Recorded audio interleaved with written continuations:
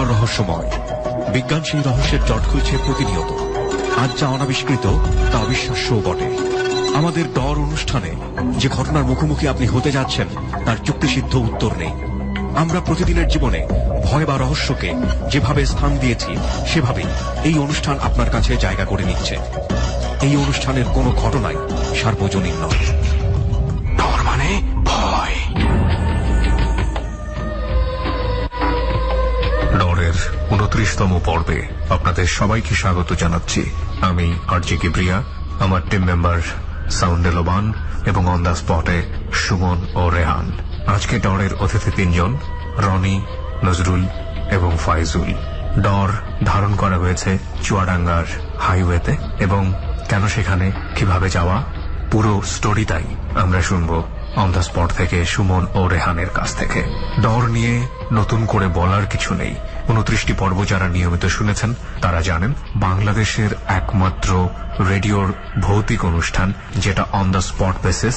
পুরো সপ্তাহব্যাপী আমরা on the স্পটে এই অনুষ্ঠানগুলো রেকর্ড করি এবং আপনাদের জন্য পরিবেশিত হয় প্রতি বৃহস্পতিবার রাত 11টা 20-এ।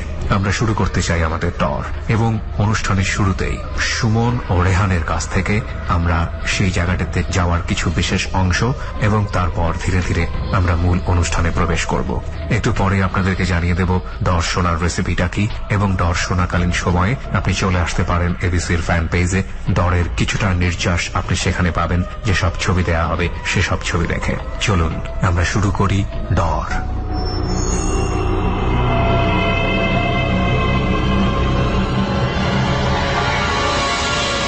ডর মানে ভয়।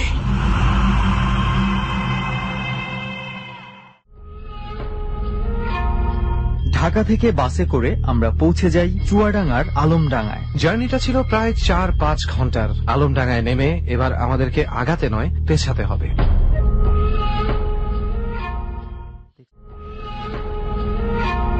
এভাবে কিছুক্ষণ হাঁটার পর আমরা পৌঁছে যাই আমাদের আজকের গন্তব্য আলমডাঙ্গার বন্ডবিলের গেটে। বন্ডবিলের গেট, যার পাশেই রয়েছে একটি গোরস্থান, এবং আশেপাশে জীবিত মানুষ বলতে আসলেই খুব কম। ওকে বন্ধু, আবারও ডর, আবারও কাহিনী, আবারও কেউ না কেউ, আবারও কোথাও না কোথাও, তাই না? ঠিকই বলছিস, কারণ হচ্ছে তো প্রতিদিন নতুন নতুন কেউ থাকে। প্রতিদিন না, মানে যখন যাই আর কি, যখন যাই, এবং নতুন নতুন ঘটনা থাকে, নতুন নতুন এক্সপেরিয়েন্স হয় আমাদের। রাইট। আজকে কে দিবে আমাদের এক্সপেরিয়েন্সটা একটু সমৃদ্ধ করবে কে? মুন্সি সাহেবের কাছ থেকে আমরা নিব না কিছু। মুন্সিগঞ্জের যে আমাদের সাথে আছে একজন, উনি নিজস্ব একটা ফাস্ট ফুডের দোকান আছে, ওটা দিয়ে উনি চলাফেরা করেন এবং ওটা দেখাশোনা করেই উনি অভ্যস্ত। তো তার কাছ থেকে তার কিছু এক্সপেরিয়েন্স শুনবো। তার নাম হচ্ছে আহমেদ রনি, রাইট? জি। কেমন আছেন রনি ভাই? আলহামদুলিল্লাহ, আপনি ভালো আছেন? এই তো আমরা ভালো আছি, আমরা দুজনেই ভালো আছি। কেমন লাগছে ডর টিমের সাথে? ভালো লাগছে। ওকে ফাইন, আমাদেরও একটা ভালো লাগা আছে, কারণ আমরা ডগ টিমের কাছে আপনার কিছু কিছু ঘটনা একটু একটু শুনেছিলাম। তাই নাকি? জি। শুনিস নাই? আমি খেয়াল করে ভুলে গেছিস? না, বলো। হ্যাঁ, সেই ঘটনাটা হচ্ছে ওই যে ওনার একটা ঘটনা আছে যে ওই যে ভাতিজা, রাইট। আচ্ছা আচ্ছা আচ্ছা, ওইটাই হচ্ছে ওটা এই ওনার ঘটনা, স্টোরি না? ওনার Okay. স্টোরি। So Alright. আমরা দুজনেই মোটামুটি এক্সাইটেড Yes, we are. আপনার ওই ঘটনা শোনার জন্য। Yes, So, we are. আমরা শুরু থেকে শুরু করি। জি। আপনি কোন ঘটনাটা সবার প্রথমে বলতে চান? সবার প্রথম আমার ভাতিজির ঘটনার এক বলতে চাই। ওকে ফাইন, তাহলে এটা আমরা একটু শুরু থেকে শুনি যে কিভাবে এই ঘটনাটা শুরু হলো এবং ফাইনালি যে কি হলো। আমার ভাতিজির যখন 6 মাস, তখন তার কি যেন একটা অসুখ হয়েছে। সে কোনো খাওয়া দাওয়া করতেছে না, খাওয়া দাওয়া করালো জোর করে, কিন্তু ভূমিকা সব ফালাই দেয়। সে দিন দিন শুকিয়ে দিতেছিল। রনি ভাই, একটু আগে জিজ্ঞেস করে নিই শ্রোতা বন্ধুদের ভালোর জন্য, সেটা হচ্ছে ঘটনাটা কবে ঘটেছিল এবং কোথায়? ঘটনাটা ঘটেছিল 3-4 মাস আগেই। আচ্ছা।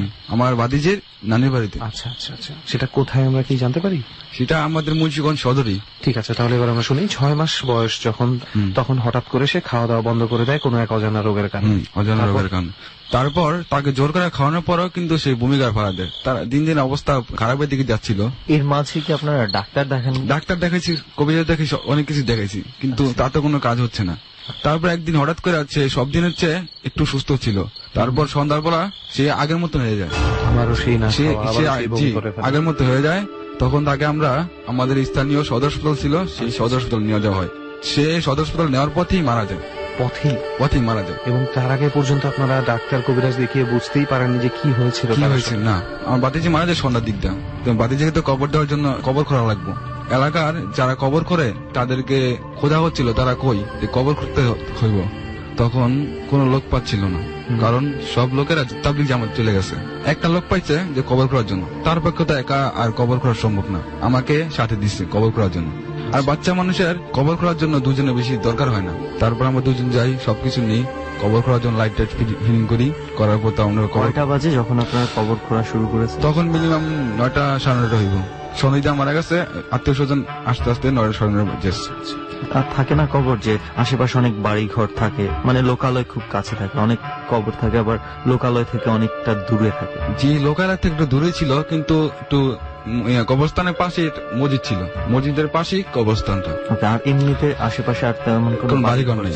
জি না, কবরস্থানের পিছনে আবার নদী আছে। জলেশ্বর নদী। ওকে, ঠিক আছে, এরপর শুনি আমরা। তারপর আমরা যখন কবর করতে যাই, কবর খোঁড়া শেষ প্রায়। ওই লোকটা, যে লোকটা আমার সাথে কবর করছিল, সে লোকটা বলল, তুই দাঁড়া, আমি দেখে আসি যে তোর বাতিজিকে নিয়ে আসছেনি জানাজা দেওয়ার জন্য। আমি ঠিক আছে, আপনি যান। তো সে গেল। তো আমি ভাবলাম যে আমি দাঁড়ায় দাঁড়িয়ে কি করব, তো আমি কবরটা সমান করি, যে জায়গায় উঁচু নিচে আছে।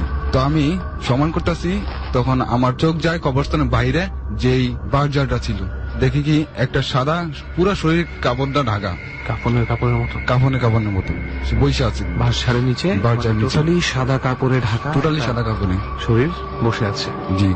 তখন আমি ভয়টাই পাইনি, আমি মনে করছি হয়তো কে না কেউ হইতে পারে। চেহারাও ঢাকা ছিল, চেহারা ঢাকা ছিল, সে তো অন্যদিকে মুখ করা ছিল। তা আমি তাকে 2বার ডাকার পরও যখন সে সাড়া দিচ্ছে না, তখন আমি তার গায়ে হাত রাখি। গায়ে হাত রাখার পর সে আমার দিকে অদ্ভুত ভাবে তাকায়। তখন সে আপনার দিকে ঘুরে তাকায়। তার চোখগুলো জল জল করে, মানে আগুনের গোলার মতো জ্বলতেছে। তার নাক ছিল না, তার নাক দিয়ে রক্ত পড়তেছিল। নিচের ঠোঁটটা ছিল, নাক ছিল না, কিন্তু নাক ছিল না, পড়ছিল, আমি বুঝলাম। নাক ছিল না, নাকের 2টা ফুদি গুলো দেখা যাচ্ছে, সেখান থেকে রক্ত পড়তেছে। আর তার নিচের ঠোঁটটা এক গিব্বার মতন ঝুলেছিল, তার মুখ দিয়ে রক্ত ঝরছিল। এ দেখে আমি চিৎকার কইরা আমি ওখান থেকে দৌড়ে পালাই। দৌড় দেওয়ার পর কবরের 2 পাশে যে খুঁটি ছিল, সেই খুঁটির সাথে আমি হোঁচট খাই বেড়ে যাই। তখন আরেকটা চিৎকার দিয়ে আমি সেন্সলেস হয়ে যাই। তখন তো ওই কবরস্থানে আর কেউ ছিল না? কবরস্থানে আর কেউ ছিল না। তারপর দিন আমার সেন্স ফিরে, দেখি আমার চারপাশের লোকজন জড়ো হওয়া। তখন বললাম যে আমি এখানে কেন? আমার সাথে যেই লোকটা কবর করছিল, সেই লোকটা বলতেছে, তোমাকে যখন চিৎকার শুনলাম, চিৎকার শুনে আমি তখন দৌড়ে যাই কবরস্থানে গিয়ে দেখি তুমি কবরের উপর সেন্সলেস অবস্থা পড়ে আসছিল। আমার রাতটা কি হয়েছে আমি সবাইকে কিছু বলিনি। তো সবাই যাওয়ার পর আমার আম্মুকে সব ঘটনা খুলে বলি। তখন আমার আম্মু মসজিদের হুজুর থেকে পানি বানিয়ে আমাকে খাওয়ায়। আমার কোনো আর কিছু হয়নি। এই ছিল ঘটনা। আমি অবশ্যই একটু অবাকই হলাম যে কবরস্থানের আশেপাশে এমনিতেই কোনো এক অজানা কারণেই মানুষ কিন্তু একটু ভীত অবস্থাতেই থাকে, তাই না? এটা আসলে সম্পূর্ণ একটা মানসিক একটা জানার পরেও সাদা পোশাকে ঢেকে রাখা একটা শরীরকে উনি নিজে হাত দিয়ে ডাকতে গেছেন। That is really brave. অনেক সাহসিকতার আসলে পরিচয় ঘটনা দিয়েছেন হচ্ছে আপনি। কি, এইরকম সময়ে মনে করছে ওই যে ভেতরে একটা কৌতূহল কাজ করে না, যে আসলে কি হতে পারে, অনেক সময় এটা দমন করা যায় না। এটা আসলে কখনোই দমন করা যায় না। আমি দেখেছি এই কিউরিওসিটি অনেক বেশি কাজ করে ভয়ের চেয়ে। জানি ভয় পাবো, কিন্তু কেন যেন এগিয়ে যাই আমরা সেই দিকগুলোতে, তাই না?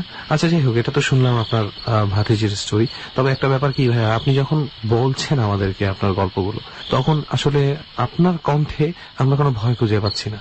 মনে হচ্ছে যেন খুব সাধারণ একটা ঘটনা আপনার কাছ থেকে শুনছি। এটাকে আমরা কি ধরে নেব, যে আহমেদ রনি খুব সাহসী, নাকি আহমেদ রনি এখন আর ওই ঘটনাগুলোতে ভয় আমার পায় না? মনে হয় যে উত্তর একটা হতে পারে, আহমেদ রনি খুব নার্ভাস। আমি এই ঘটনা ঘটার আগে একটু ভীতই ছিলাম, বেশি সাহস ছিল না আমার। এই ঘটনা ঘটার পর তারপর আমার একটু ভয় কেটে গেছে। আচ্ছা আচ্ছা, এরপরে কি আপনার সাথে আর কোনো ঘটনা ঘটে? এরপর আমার সাথে আরেকটা ঘটনা ঘটে, সেটা হচ্ছে আপনার হাসপাতাল। কোন হাসপাতালে, কিভাবে একটু? এটা আমাদের স্থানীয় এক সদর হাসপাতাল, সেই মুন্সিগঞ্জে। কিভাবে ঘটে, কবে ঘটে, একটু আমাদেরকে বললে ভালো হয়। 3 বছর আগের ঘটনা। ঘটনাটা হচ্ছে আমার দাদা হঠাৎ করে একদিন অসুস্থ হয়ে যায়, বুড়া। তখন তাকে সেই হাসপাতালে ভর্তি করা হয়। আচ্ছা, আমাদের সব আত্মীয় স্বজন আসে, ও সবাই দেখা চলে যায়। সে হাসপাতালে শুধু ছিলাম আমি আর আমার আম্মু, দাদাকে দেখাশোনা করার জন্য। আমি হাসপাতালের বেডে বসে আমার দাদার পাশে বসে ফেসবুক চালাইতেছিলাম। ফেসবুক। আচ্ছা। তখন রাত 11টা-12টা বাজে। আমার আর খেয়াল নাই যে রাত 11টা-12টা বাজছে। আমার আম্মু পাশে একটা বেড খালি ছিল, সেই বেডে শুয়ে পড়ছে এবং উনি ঘুমিয়ে গেছেন। তখন ফেসবুক থেকে আমি লগ আউট দিয়ে বের হই। বের হওয়ার পর দেখলাম গরম লাগতেছে, আমি একটু বারান্দায় একটু হাঁটি উঠি, ঠান্ডা লাগবে। বারান্দার গ্রিল ধরে দাঁড়িয়ে আছি, তখন খেয়াল করলাম যে আমার পাশে আরেকটা কে যেন দাঁড়িয়ে আছে। আমি কিন্তু এরা খেয়াল করিনি, আমি তো অন্য মনোযোগ ছিলাম। কিছুক্ষণ পর আমার সাইডে কেউ দাঁড়িয়ে আছে, আমি অনুভব করলাম। তখন আমি তাকিয়ে দেখি সত্যি আমার পাশে কেউ দাঁড়িয়ে আছে। আচ্ছা, মানে আপনি তার ঠিক আগ মুহূর্ত পর্যন্ত বোঝেননি যে আপনার বুঝিনি। পাশে কেউ আছে? জি, তখন চারদিকে তাকালাম, তার বয়স 15-16 বছর। আচ্ছা, সে কি নারী না পুরুষ? পুরুষ। আচ্ছা, সে দাঁড়িয়ে আছে। সে বলল, ভাই আপনি এখানে কি করছেন? আপনাকে জিজ্ঞেস করছি। আমাকে জিজ্ঞাসা করতেছে। তখন আমি বললাম যে ভাই এখানে আমার দাদা ভর্তি আছে, তো এই জন্য আমি আসছি। আমি আমার নাম জিজ্ঞাসা করলো, আমি বললাম আমার নাম। তখন আমি জিজ্ঞাসা করলাম, ভাই আপনি কে? ছেলেটির নাম ইমরান ছিল। ওকে। তখন সে আমাকে বলল, আপনি আর ওই ছেলেটি যখন কথোপকথনে ছিলেন, তখন হাসপাতালের বারান্দা বলতে তো করিডোর, একটার পর একটা অনেকগুলো রুম থাকে, এক একটা কেবিনের জায়গা থাকে। জি। তো আপনারা যেই করিডোরে বা বারান্দায় দাঁড়িয়েছিলেন, সেখানে আর কে কে ছিল? অন্যান্য কেউ ছিল রোগীর না, অন্য রোগীর আত্মীয়-স্বজন কেউ ছিল না। বারান্দা একদম ফাঁকা ছিল। আর ওই বারান্দাটা ছিল পুরো লম্বা, আপনার একটা রুমের শুধু বারান্দা না, অনেকগুলো রুমের, হ্যাঁ, অনেকগুলো আচ্ছা, রুমের আচ্ছা, বারান্দা হাসপাতালে যেমন একসাথে। থাকে। জি। আচ্ছা, তারপরে ছেলেটি কি বলল? ছেলের সাথে আমি কথা বললাম। ছেলেটি আমাকে বলল যে ভাই আমার একটা উপকার করবেন। আমি কি উপকার? আপনি কি মোবাইল চালান? বললাম হ্যাঁ আমি চালাই। আমি কি উপকার? ভাই আমার বাড়িতে একটা ফোন দেন। আমি বললাম কেন? কয়, আমি যে হাসপাতাল আছি এই কথা আমার বাড়ি কেউ জানে না।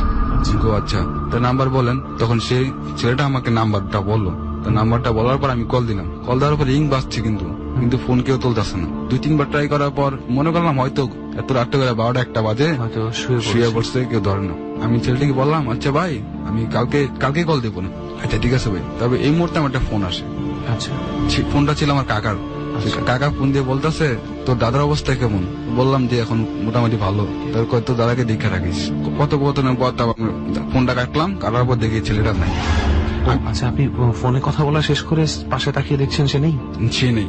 আমি তো ফোন আসার পর আমি কথা ঢেনেছিলাম। তা তো অবশ্যই। আচ্ছা, তারপর ছেলেটি নাই।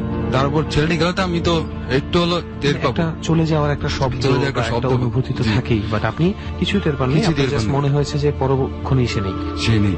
তা আমি তো সেটা এই ব্যাপারটা তো জটিল ভাবে নিনি। আমি মনে হচ্ছে হয়তো চলে যেতে পারে, আমি খেয়াল করিনি। তারপর রুমে গিয়া কেবিনে গিয়া শুয়ে পড়ি। যখন আমি সকালে উঠি তখন ডাক্তার আসে আমার দাদাকে দেখার জন্য। তখন একটা প্রেসক্রিপশন লিখে দিল আমার।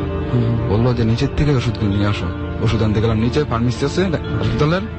নিচে গিয়ে দেখি একটা লাশ আসছে, তাকে কুপিয়ে হত্যা করা হয়েছে অনেক ভয়ঙ্কর ভাবে। তখন লাশটাকে লাশ কাটা ঘরে নিয়ে গেল। তারপর ওই হাসপাতালে যে মর্গের যেটা সিকিউরিটি ছিল, মানে দেখাশোনা করার জন্য, সেই সিকিউরিটি সেটা আবার আমার এই হাসপাতালে গিয়ে একটু ভাব হয়েছিল, সম্পর্ক ভালো হয়েছিল।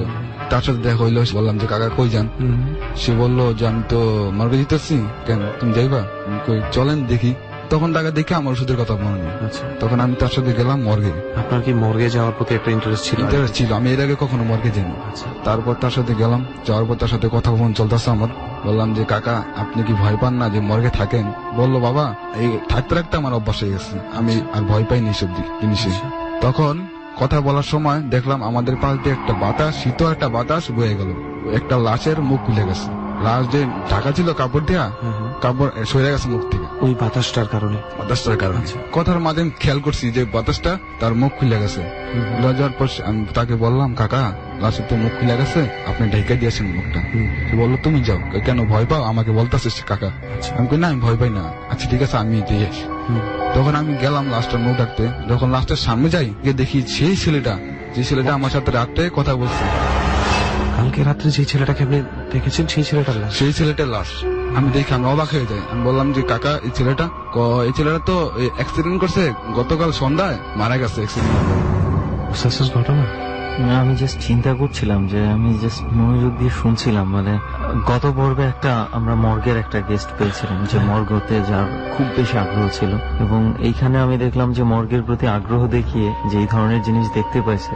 না না, উনি তো মর্গে যাওয়ার আগে অ্যাকচুয়ালি জিনিসটা দেখে ফেলেছে, মর্গে যাওয়ার পরে বুঝতে পেরেছে যে কি দেখেছে। আচ্ছা, আমার প্রথমেই একটা প্রশ্ন মাথায় চলে এসেছে, সেটা পরে করব। তারপরে আপনি কি করলেন আপনি বলেন। তখন আমি ছেলেটা অটো চালাতো, তো অটো অ্যাক্সিডেন্ট করছে, মারা গেছে। আমি বললাম যে কাকা কি বলেন? ছেলেটার সাথে আমি কালকে একটা কথা বলছি। সে বললো কি বলো তুমি? তখন এই ছেলেটাই তো আপনাকে বলেছিল যে ফোন দেওয়ার জি জন্য ফোন তার দেওয়ার জন্য। বাড়িতে। জি, তখন কাকা বিশ্বাস করতে চাইলো না, হয়তো তোমার মনের ভুল, সে বিশ্বাস করলো না। লাশটা কি তখন ওই যে বেওয়ারিশ হিসেবেই পড়েছিল? বেয়ারসিপে পড়েছিল। মাই গড, বুঝতে পারছিস?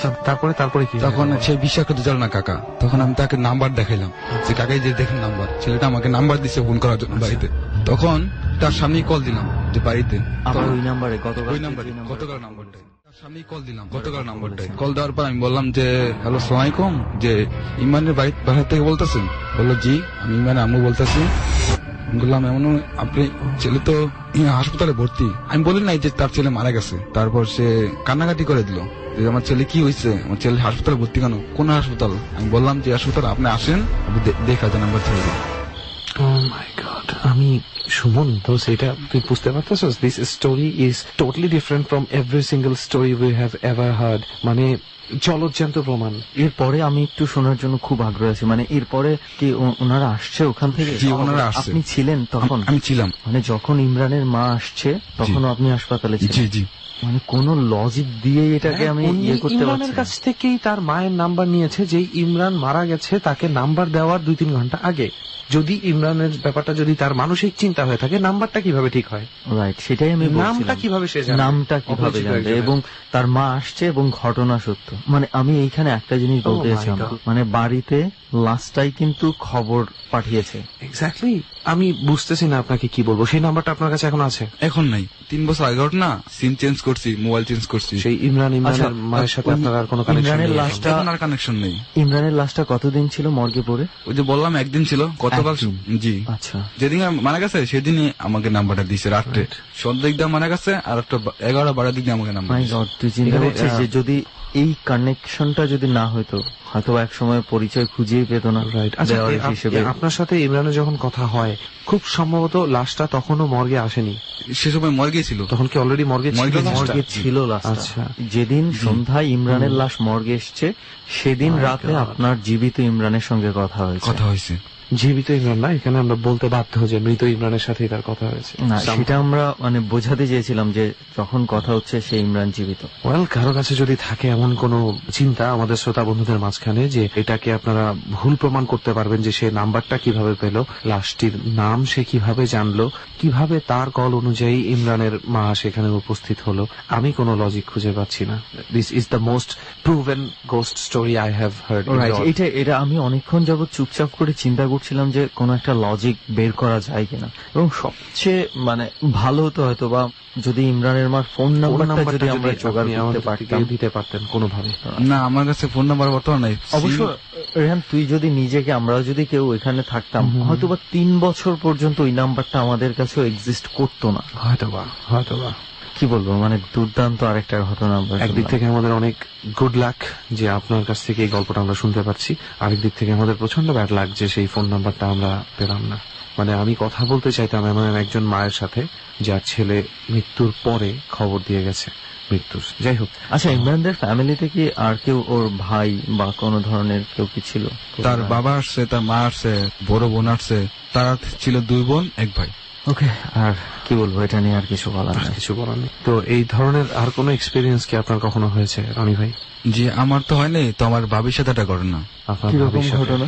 আমার ভাবি তখন নতুন বিয়ে হয়েছে, বেশি দিন হয়নি। কবের ঘটনা? 4-5 বছর। 4-5 বছর। এটাও কি সেই মুন্সিগঞ্জ এলাকাতে? সে মুন্সিগঞ্জ এলাকায়। আচ্ছা, তাহলে আমরা একটু শুনি আপনার ভাবির সাথে কি ঘটে।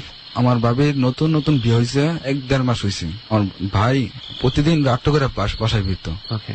রাত 12টা-1টা বাজে, কখনো বা 2টা বাজে আসতো।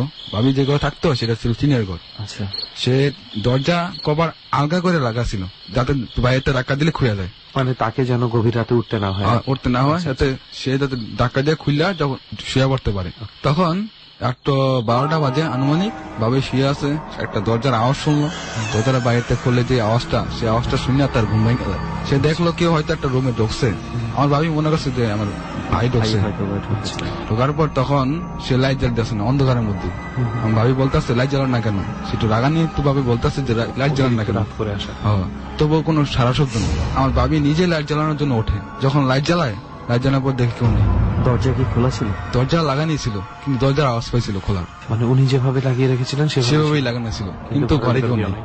আর আপনার ভাই তখনও আসেনি? তখন আসেনি। তারপর আমার ভাবি দেখে কেউ নাই লাইট জ্বালানোর পর, তখনও মনে করছে ভাবি আসছে, হয়তো দরজা লাগে, হয়তো আমার সাথে মজা করতেছে, লুকা ঢুকে আছে। আচ্ছা। সোফা ছিল, সোফার চারপাশ খোঁজে, পুরা ঘর তন্ন করে খুঁজে ফেলছে, নাই, ঘরে নেই। তার ভাবি একটু ভয় পায় যে আমি তো দেখলাম ঘরে ঢুকতে। বেশিটা ভয় পায় না, অল্পই ভয় পায়, ওটা আর অত মাথায় নেয় না। তারপর লাইট বন্ধ হয়ে আবার সে আগের মতো শুয়ে পড়ে।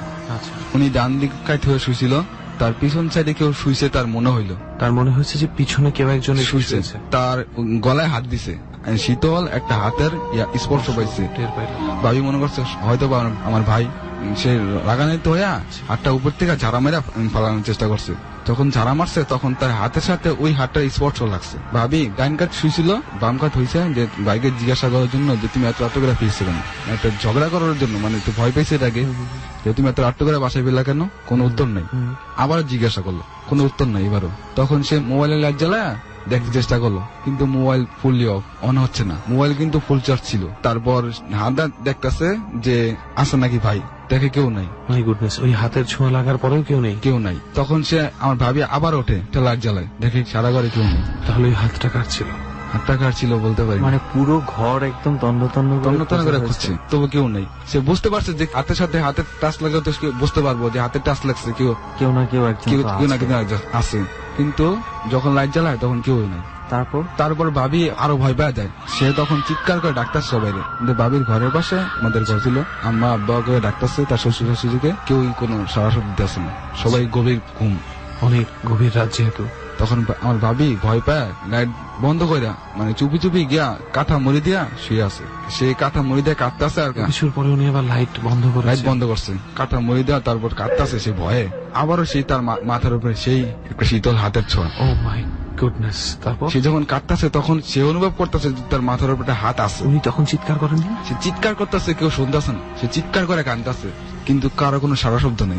তারপর কি হলো? যখন কাঁদতেছে তখন আবার দরজা খোলার আওয়াজ, তখন লাইট জ্বালাইছে, তখন ভাই ঢুকছে, আমার ভাই আসছে বাসায়। ভাই এসেছে, ভাই সত্যি এসেছে। তখন বলতেছিলাম ভাবিকে, বলতেছে কি তোমার তুমি কাঁদতেছো কেন? ভাবি আরো জোরে চিৎকার করা শুরু করলো তাকে দেখা। তো সে কিছু বলতে পারতেছে না ভয়ে। আস্তে আস্তে ঠান্ডা পানি টানি খাওয়ার পর ভাবিকে একটু ঠান্ডা করলো, শুনলো যে কি হয়েছে। তারপর আমার ভাই বিশ্বাস করতে চায় না, হয়তো তোমার মনের ভুল এটা, তুমি হয়তো কোনো স্বপ্নে দেখছো, তোমার মনের ভুল এটা। ভাবি তো এই ঘটনা আমার সাথে শেয়ার করছে। তবে আপনার ভাইয়ের ধারণা যে এরকম কিছু আসলে সে ভয় থেকে। আসলে ভয়ে সে কি দেখেছে না দেখেছে আমি এটার ব্যাপারে কতটুকু বলবো জানি না। তবে সেদিন আমি আমার পেজে লিখেছিলাম, সুমন বুঝলি, যে একটা কথা অনেক চিন্তা করে আমার কাছে মনে হলো যে ভৌতিক ব্যাপারগুলো সাধারণত ঘটে কখন, যখন একটা মানুষ একা থাকে, তাই না? এবং এই কারণে কিন্তু এই জিনিসগুলোর ব্যাপারে প্রমাণ থাকে না। সো এখানে আমরা দুটো জিনিস ধরতে পারি। একটা হচ্ছে হয় ভৌতিক ঘটনাটা ঘটে কারণ মানুষটা আগে থেকেই ভীত থাকে এবং তার মন তৈরি করে ঘটনাগুলো, এভাবে আমরা বলতে পারি। আবার আমরা এটাও বলতে পারি যে ভৌতিক ঘটনা যেই জিনিসগুলো ঘটায় তারা সচরাচর অনেক জনের সঙ্গ পছন্দ করে না। কেউ একা থাকলেই তারা হয়তো এই জিনিসগুলো ঘটায় বা এই ধরনের ভয়গুলো দেখায়। সো কে কোনটা কিভাবে বিশ্বাস করবে আমি জানি না, বাট যার সাথে ঘটে সেই জানে। তো যাই হোক, এই ঘটনার বিশ্লেষণে আর না যাই। আপনার ভাবির গল্পটা যেটা শুনলাম তাতে আমার কাছে মনে হয়নি যে এক বিন্দু আপনার ভাবি মিথ্যা কিছু বলেছে। কিন্তু এই কথাটা কেউ বিশ্বাস করতে চাইছে না ঘরের মধ্যে। এই ধরনের কথা আসলে যার সাথে না ঘটে তারা ছাড়া কে বিশ্বাস করবে কিভাবে? দেখেন, ব্যাপারটা হচ্ছে কি, আজকে যদি ইমরানের মা আপনার ফোন পেয়ে না আসতো তাহলে ইমরানের ঘটনাটাও আপনার কথা কেউ বিশ্বাস করতো না যে ঘটেছে, তাই না? এখন দুর্ভাগ্যক্রমে বা সৌভাগ্যক্রমে সবকিছুর প্রমাণ থাকে না। যেমন সেদিন আমার পেজে আমাকে সাইফ তন্ময় নামে এক ভাইয়া একটা গল্প বলতে গেলে লিখেই পাঠিয়েছেন, তার সাথে যেটা ঘটে। ইনফ্যাক্ট সুমন ডর শুনতে শুনতে তার সাথে এই ঘটনাটা ঘটে।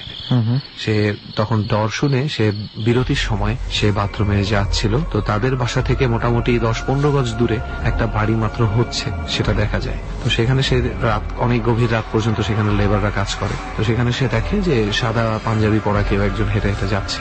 সেভাবে হয়তো কোনো লেবার কাজ করছে বা ঘুম ভেঙেছে উঠে গেছে। তো বাথরুমে সে যায়, বাথরুম থেকে যখন ফেরত এসে ঘরে ঢুকে তখন দেখে যে যেই জানলাটা দিয়ে সে দেখতে পাচ্ছিল সেই জানলার উপরের মুখটা তখন ওই লোকটার যে হাঁটছিল।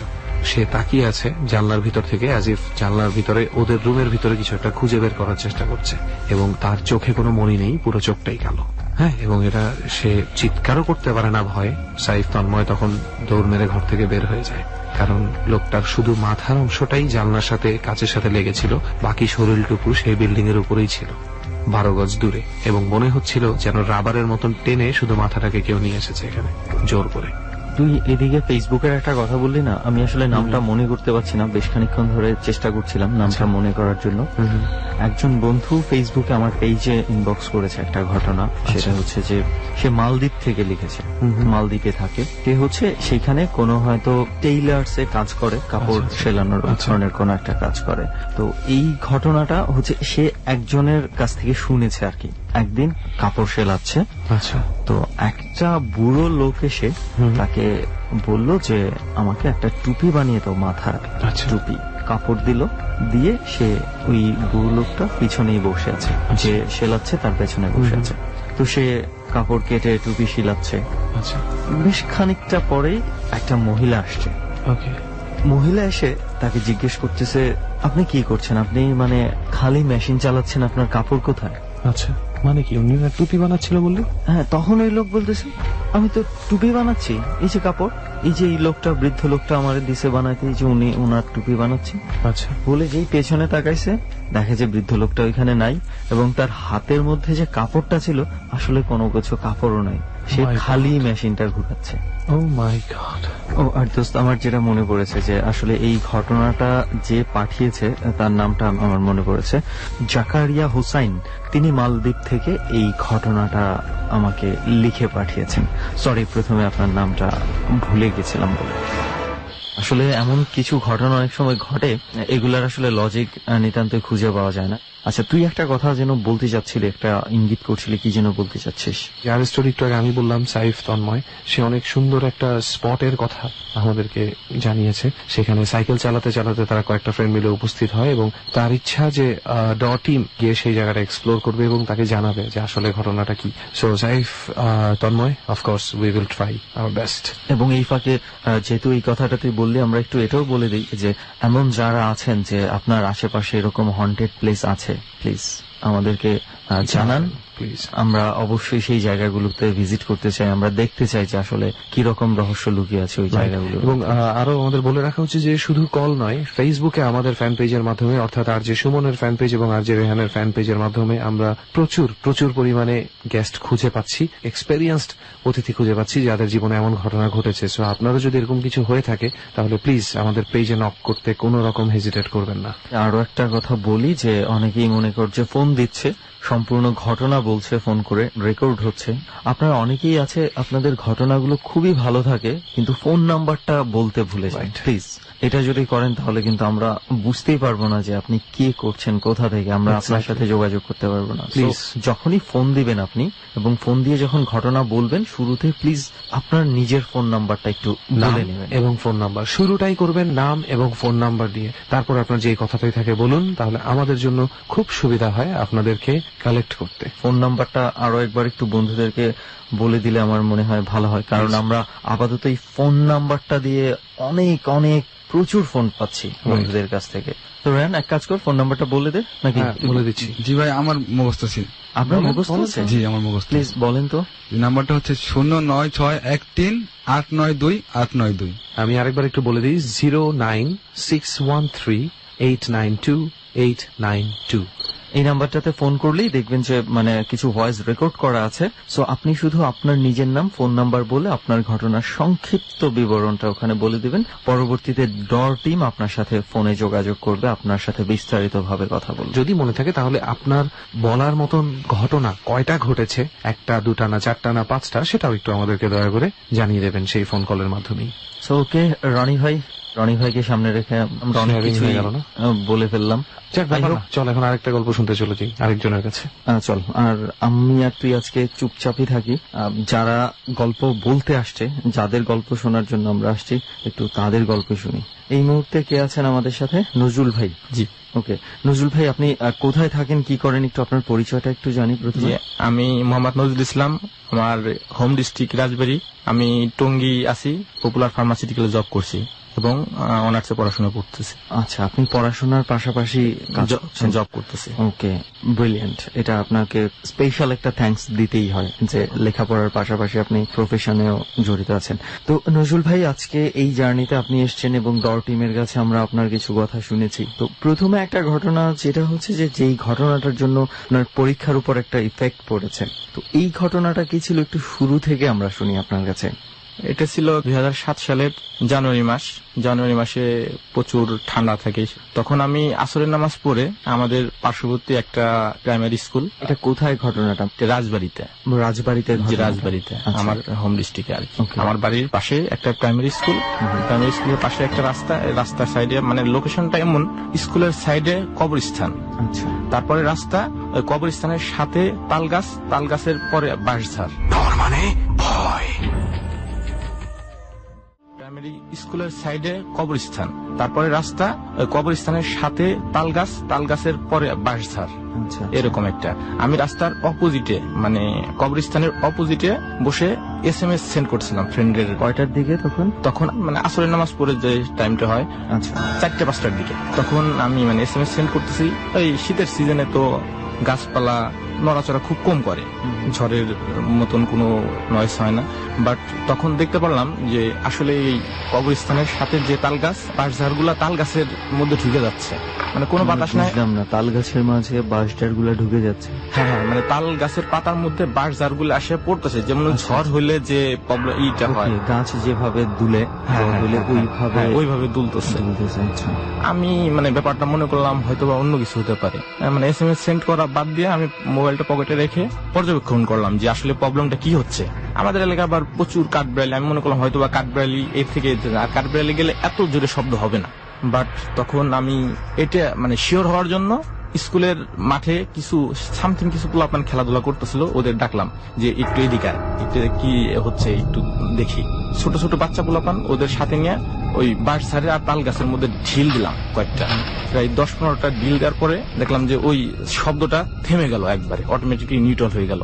আমি দেখলাম এনিথিং রং, এখানে থাকা আমার পক্ষে পসিবল না, আর থাকলে বিপদ ঘটতে পারে। মানে বাঁশঝাড়ের নড়াচড়াও কি বন্ধ হয়ে গেল অটোমেটিকলি, ঢিল দেওয়ার পর বন্ধ হয়ে গেল। আমি পরবর্তীতে দেখলাম যে এখানে থাকলে প্রবলেম হইতে পারে। কিন্তু কোনোভাবে কি বুঝতে পেরেছিলেন আদৌ কি এখানে কাঠবিড়ালি আছে কিনা? না, এটা আমি শিওর হওয়ার জন্য ঢিলগুলা দিছি। আচ্ছা। বাট তখন আমি দেখলাম যে না, প্রবলেমটা অন্য কিছু, এটা প্রবলেম আমার হতে পারে। বাট আমি তখন ওইখানে এক মুহূর্তে লেট করি নাই, চলে আসছি বাসায়। আসার পর থেকে আমার ওই রাত্রি থেকে প্রচন্ড জ্বর, মাথা ব্যথা, অনেক ডাক্তার, আর গ্রাম অঞ্চলে অনেক সময় অনেক দেখা যায় মৌলবি, কবিরাজ টুবিরাজ, এগুলো ট্রাই করা হয়েছে, বাট কোনোতেই কোনো কিছু হয় না। বাট আমার ওইখানে 2007 সালের দিকে পরীক্ষা হতো, এখন তো ফেব্রুয়ারি মাসে। আপনি ভয় পেয়ে গেলেন? মানে হ্যাঁ। এখানে তো আপনি তো কিছু দেখেননি আসলে। না, আসলে কিছু দেখিনি, কিন্তু আপনি মনে হ্যাঁ, মনে চিন্তা করে নিয়েছেন। তারপর ওইখান থেকে কোনো কাজই হচ্ছে না।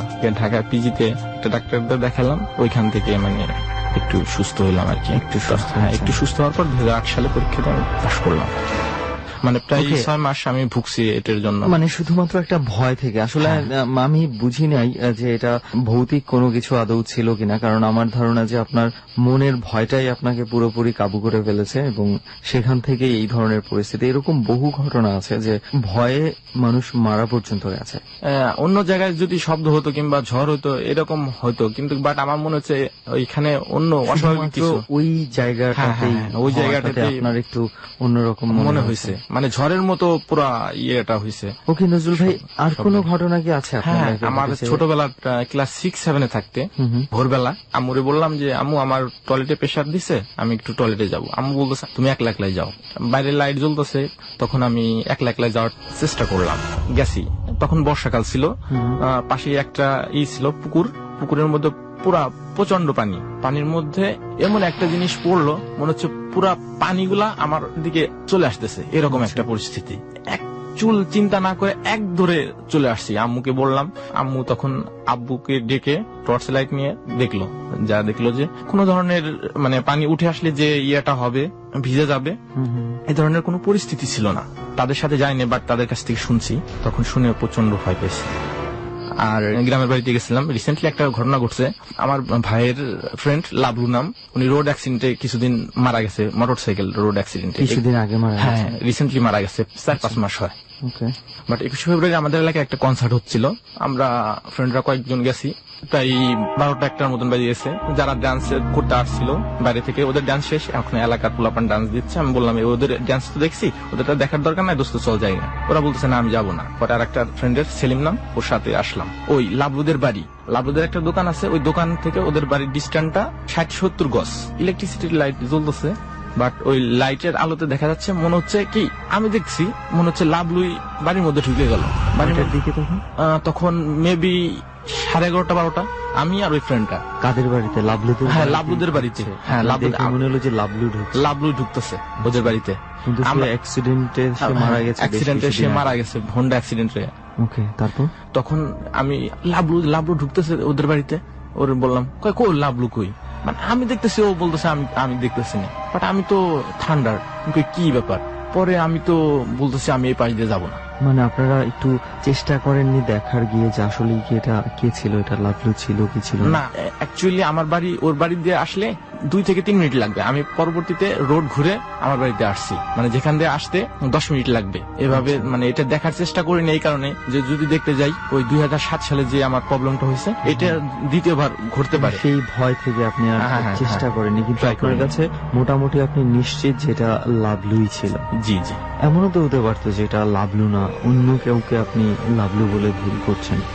আসলে আমি খুব কাছ থেকে দেখছি, কারণ লাবলু ভাই আমার ভাইয়ের ফ্রেন্ড, একসাথে লেখাপড়া করছে। সে কন্টিনিউ আমাদের বাড়িতে আসতো, মানে প্রত্যেক দিনই আসতো, ধরা চলে খেলাধুলা করতো, আমাদের বাড়িতে আসতো। ওনার সাথে আমিও খেলাধুলা করছি, একসাথে খেলাধুলা অনেক করছি, ক্রিকেট ভালো করে আপনি? হ্যাঁ, খুব ভালো করে চিনি। এমনকি উনি আমাকে স্নেহ করতো, ঠিক আছে, আমি বড় ভাই হিসেবে তাকে সম্মান করতাম। তার মানে আপনি বলতে চাচ্ছেন যে আপনি ওখানে তাকে দেখে মোটামুটি স্পষ্ট যে হ্যাঁ 100% শিওর যে লাবলু ভাই ছিল। ওকে, মানে সেক্ষেত্রে আমি মনে করবো যে সামনে এগিয়ে গিয়ে ভালো করে না দেখাটা এটা আপনার জন্য ভালোই হয়েছে, কারণ আপনি এর আগেও বেশ কয়েকটা ঘটনার কথা বললেন যে আপনি এমনি তো ভয়ের পরিমাণটা একটু আপনার মধ্যে বেশি আছে। জি। তো সেক্ষেত্রে এটা আমার মনে হয় আপনার জন্য খুব ভালো একটা সিদ্ধান্ত। জি জি। আপনি যখন ওনাকে দেখছিলেন, সে কি আপনাকে দেখতে পেয়েছে কিনা এটা আপনি? হ্যাঁ, আমার মনে হয় কি সে আমাকে দেখতে পাইছে। মানে যখন আপনি ওনার দিকে তাকিয়েছেন আপনার মনে হয়েছে যে সেও হয়তো আপনাকে দেখেছে। হ্যাঁ। ওকে, আসলে কি বলবো এটা বুঝতে পারছি না, যদিও বিষয়টা পুরো একটা ধোঁয়াশার মধ্যে রয়ে গেল। যে নজরুল ভাই ভালো বলতে পারবেন, যেহেতু আপনি ওই জায়গায় থেকে আপনি দেখেছেন। যেমন রেহান আর আমি আছি, আমি যদি রেহানকে অনেক দূর থেকেও দেখি, কিংবা রেহান যদি আমাকে অনেক দূর থেকেও দেখে, তাহলে কিন্তু আমাদের চিনতে পারার কথা, আমরা চিনে যাব। হয়তোবা সেটা আপনার ক্ষেত্রেই ঘটেছে। আর কোন ধরনের ঘটনা কি আছে আপনার জানা বা আপনাদের এলাকায় ঘটেছে? হ্যাঁ, আমাদের বাড়িতে একটা ঘটনা ঘটে, এখনো ঘটে। আচ্ছা, কি ছিল এই ঘটনাটা? প্রত্যেক অমাবস্যা রাত্রে আমাদের দরজা এবং জানালাতে নক করা হয়। যেমন কেউ বাইরে থেকে কেউ আসলে যে দরজা খোলার জন্য টোকা দেওয়া হয়, যে টোকা দেওয়া হয়, এটা এই শব্দটা হয়। কখন হয় এটা? এটা এক এক সময় এক এক টাইমে হয়, কিন্তু অমাবস্যার রাতে? অমাবস্যার রাত্রে কন্টিনিউ হয়। আচ্ছা, অমাবস্যা ছাড়া আর কোন রাতে এই ধরনের শব্দ? না, এই ধরনের শব্দ করে না কোনো মানুষও তো এটা করতে পারে। আপনারা কি জানার চেষ্টা করেছেন, যে জিজ্ঞেস করেছেন কে এই শব্দ করছে? অফকোর্স জিজ্ঞেস করছি কে, কোনো অ্যান্সার পাইনি, কোনো উত্তর দেয় কোনো ধরনের উত্তর পাইনি। অন্য আশেপাশের ঘরগুলোতেও হতে পারে? হ্যাঁ, আশেপাশে আমাদের আরো 2টো ঘর আছে, আর 2টো ঘরে কোনো প্রবলেম নাই, বাট ওই ঘরটাতেই শুধু প্রবলেম। আচ্ছা, শুধুমাত্র একটা ঘরের মধ্যেই এই শব্দটা হচ্ছে অমাবস্যার মধ্যে? হ্যাঁ। কখনো মানে বের হয়ে আপনারা দেখার চেষ্টা করেননি?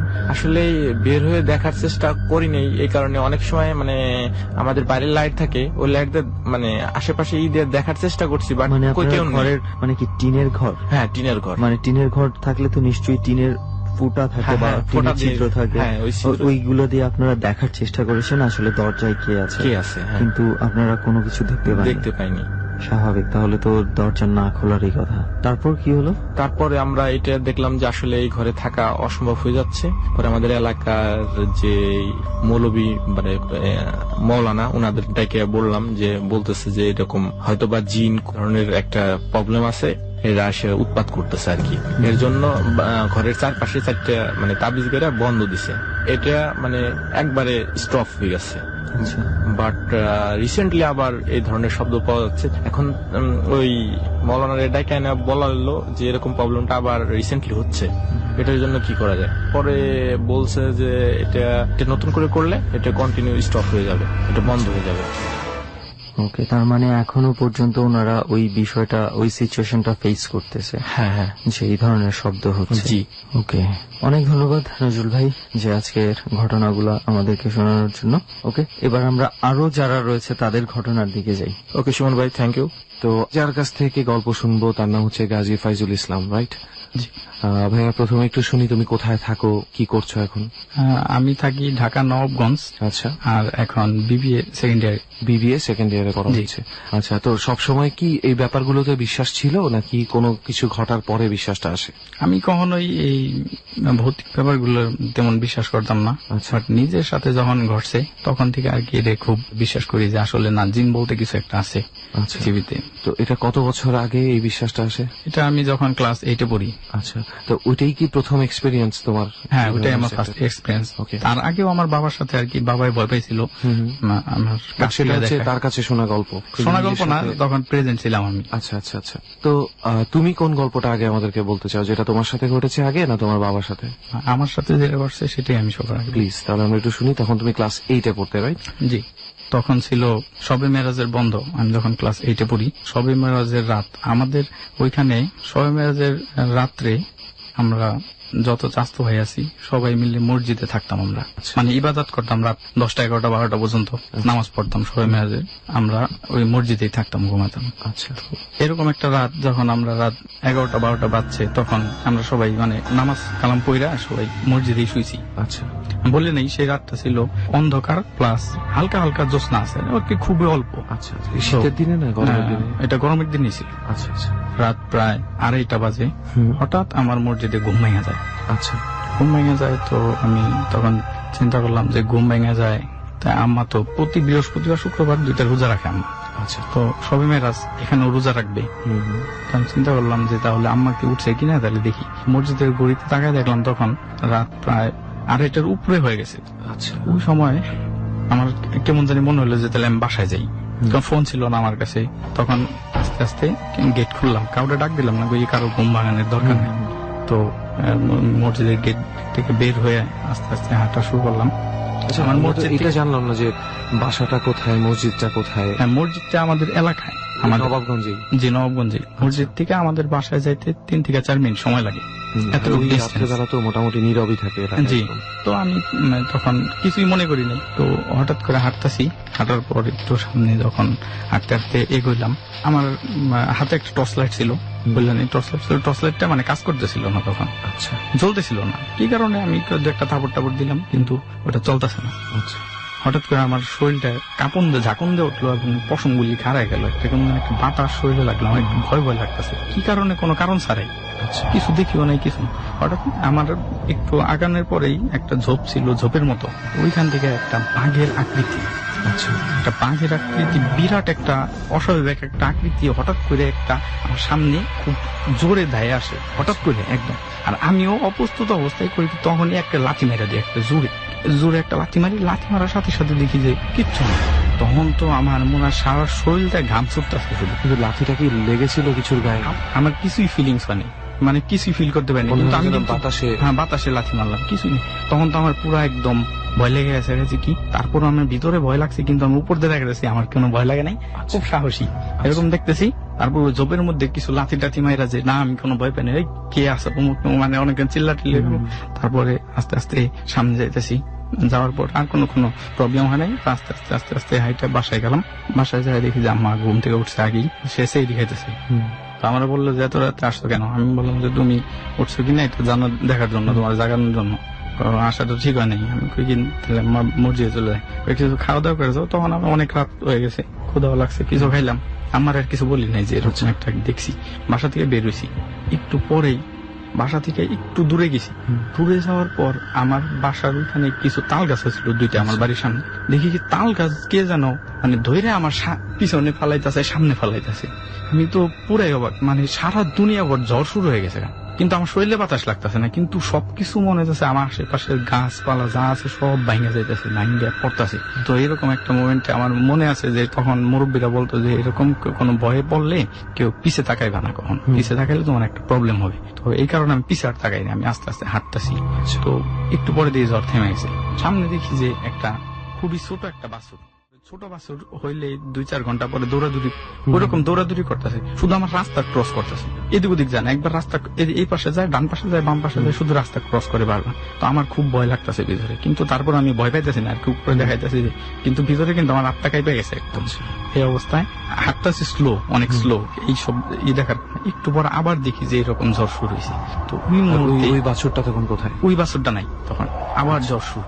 তো ঝড় শুরু হয়েছে, তখন আমার তো একদম ভিতরে আমি দোয়া কালাম পড়তে চেষ্টা করতেছি যে কোন সূরা কালাম পড়ি, কিন্তু মুখ দিয়ে কিচ্ছু বের হইতেছে না। ইভেন একটা যে চিৎকার দিব এরকম কোন কিছু, মানে মুখ দিয়ে কোনো কথাই বলতে পারতেছি না আমি, এরকম একটা সিচুয়েশন তৈরি হয়েছে।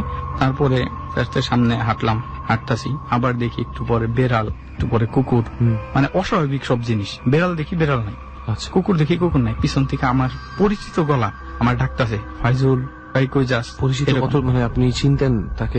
হ্যাঁ, আমার খুব পরিচিত বয়স, কিন্তু কার বয়সটা আমি চেনা যাচ্ছে না। আমার ডাকতেছে ফাইজুল কই যাস, মানে আমার খেলতে যাই যখন ফ্রেন্ডরা ডাকে এরকম ভাবে ডাকতেছে, কই যাস, দাঁড়া আয় ওই জায়গায় যাই, এরকম করে ডাকতেছে। আমি আর পিছনে একদম তাকে না, আমার একটাই লক্ষ্য যে আমি মসজিদে যাইতে পারবো।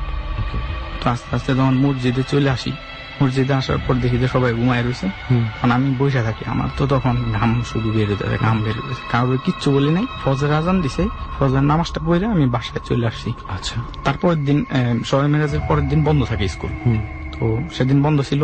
স্কুল বন্ধ থাকার পর সেদিন স্কুলে যাইনি। তারপরের দিন বৃহস্পতিবার স্কুলে গেলাম, হাফ পিরিয়ড ছিল। আচ্ছা, তো হাফ পিরিয়ড শেষ করে তখন দুপুর এক ফ্রেন্ড খুব জোর করে ধরে নিয়ে গেল তাদের বাসায়, যে আজকে আমাদের বাসায় যেতে হবে। তো ওদের বাসায় যায় হালকা নাস্তা খাওয়া দাওয়া করে চলে আসছি। তো সবাই স্কুলে চলে আসছে, তো আমি একা।